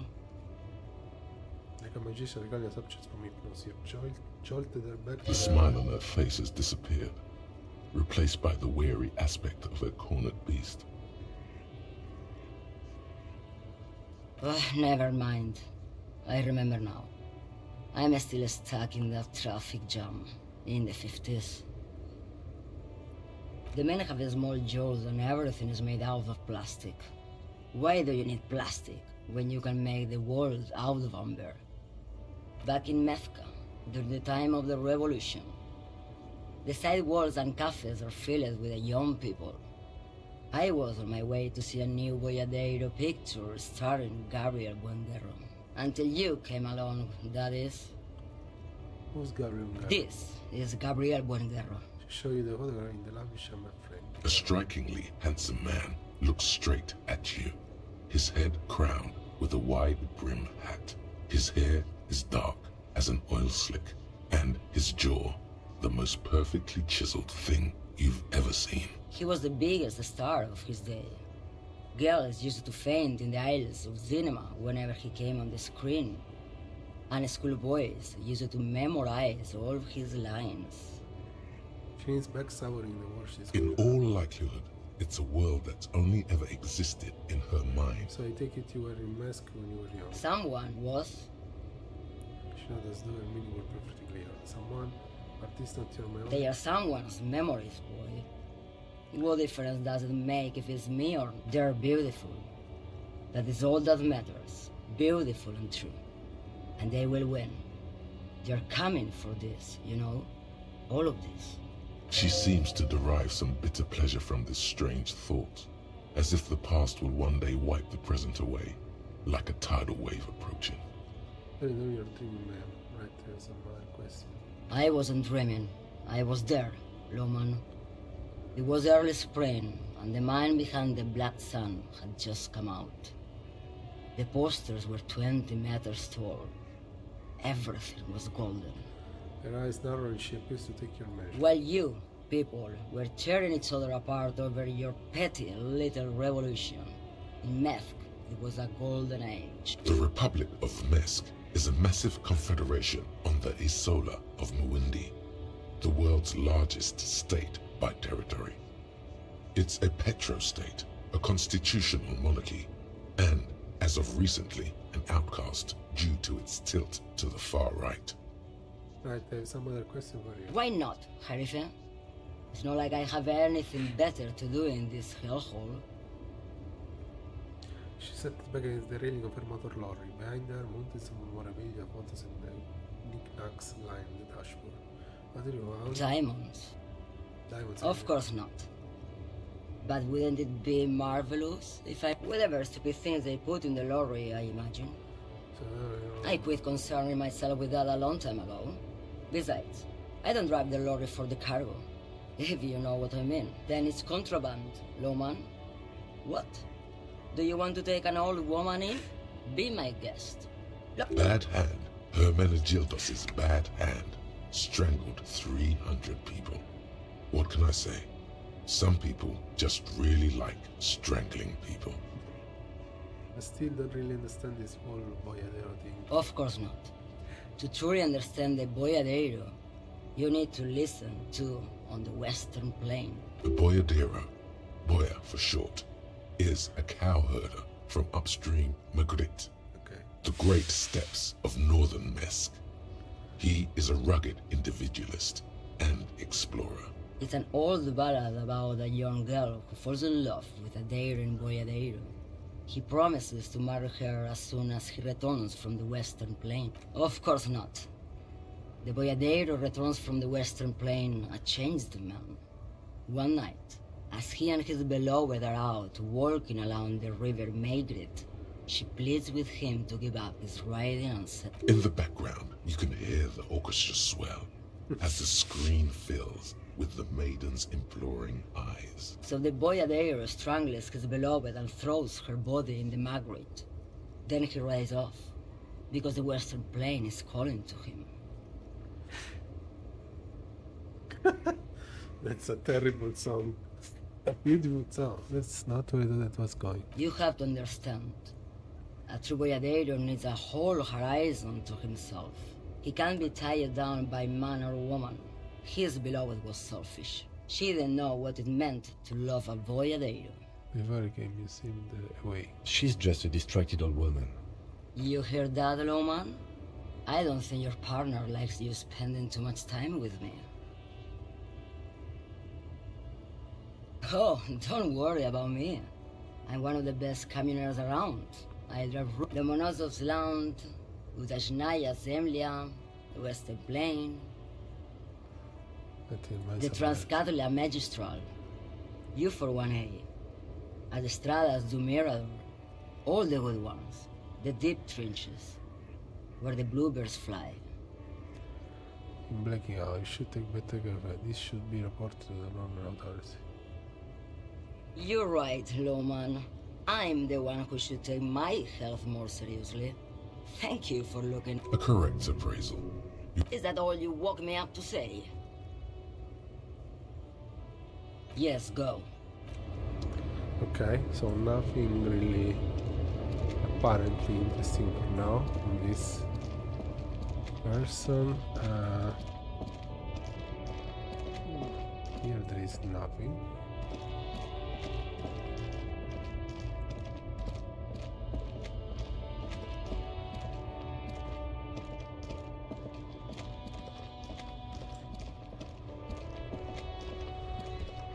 Oh, look. It's the cop who turned me into a bad person.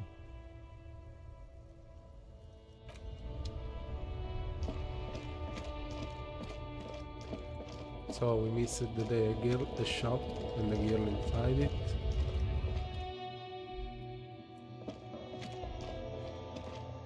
You see several packaged raincoats fill a low shelf beneath a display of croissants and juice bottles. The raincoats are transparent, except for the big Fritta slogan on the back.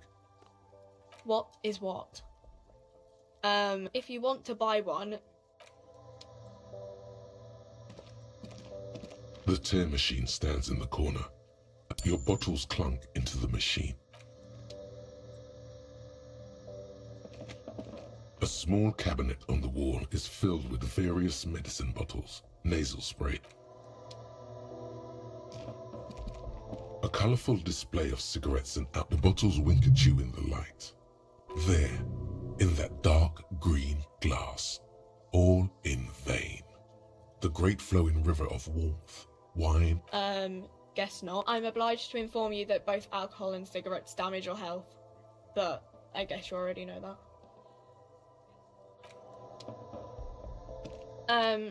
Is this about the questions again? Because I don't really know anything. A warehouse? I don't know. She scrunches up her face into an Fine. For it doesn't have a warehouse. Just a little back room here. Okay?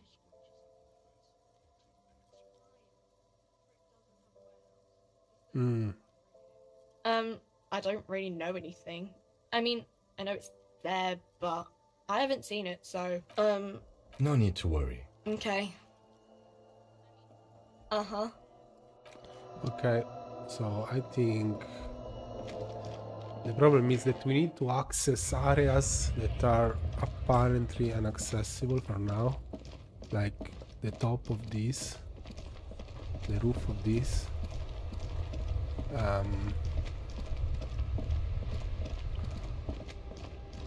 We spoke with these guys. Here is nothing. We spoke with this guy here. We didn't spoke again with the pawn shop guy. Wow, a very large red t-shirt with an impressive print stands out from the other garb. Oh yeah, the print depicts a muscled man striding toward you, a giant sword in each hand, encircled by burning embers. Behind him is a cluster of cabins engulfed in flames. Beneath him are the words, Hjelmdal burning smells like worn cotton. Worn cotton with a side of... Sniffing is okay, but please don't try anything on. Can't have... You're not imagining it. Photon emissions? What is he talking about? Hell yeah, man. I don't usually carry printed teas, but this one was just pure exemplar. A fan? No, I wouldn't go that far. But I do think the Hjelmdalaman saga is an integral part of our shared reality. Most people don't think that the man from Hjelmdal even if the man from Hjelmdal didn't exist before the adventure novels, the stories have made it so that he has. It's simple, really. Okay. You sound skeptical. It's not that complicated. All that's required is a more robust understanding. Besides, I've been to Kotla, though not quite as far north as the Hjelmdal, and watched northern lights travel across the sky.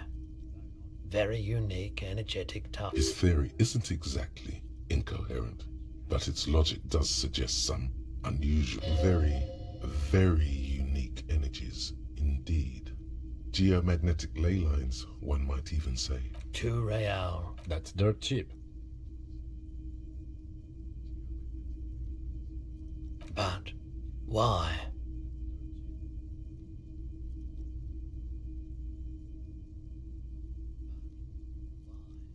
I deal in goods, not services.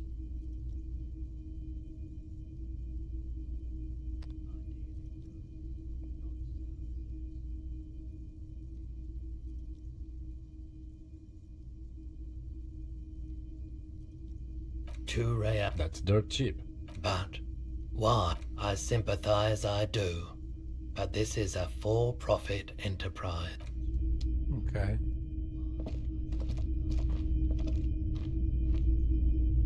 A typical Martinez streetlight sits among assorted floor and table lamps.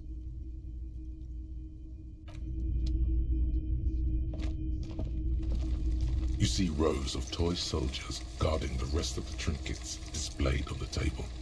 Some on horseback, others in rags, others yet in bright blue uniforms. All are stern and unyielding in their duty.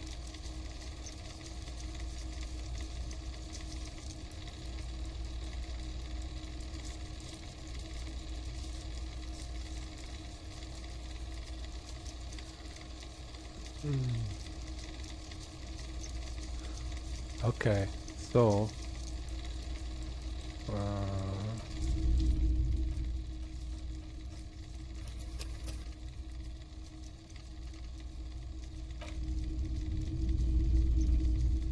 okay, guys. So I'm going to grab some lunch. And I'll be back as soon as I can in the afternoon, okay? Probably we'll still do Disco Elysium because I want to go through the story. And yeah, that's it. So see you later. Or if not, next stream will be Monday, okay? Thank you guys for being here and see you. Bye-bye.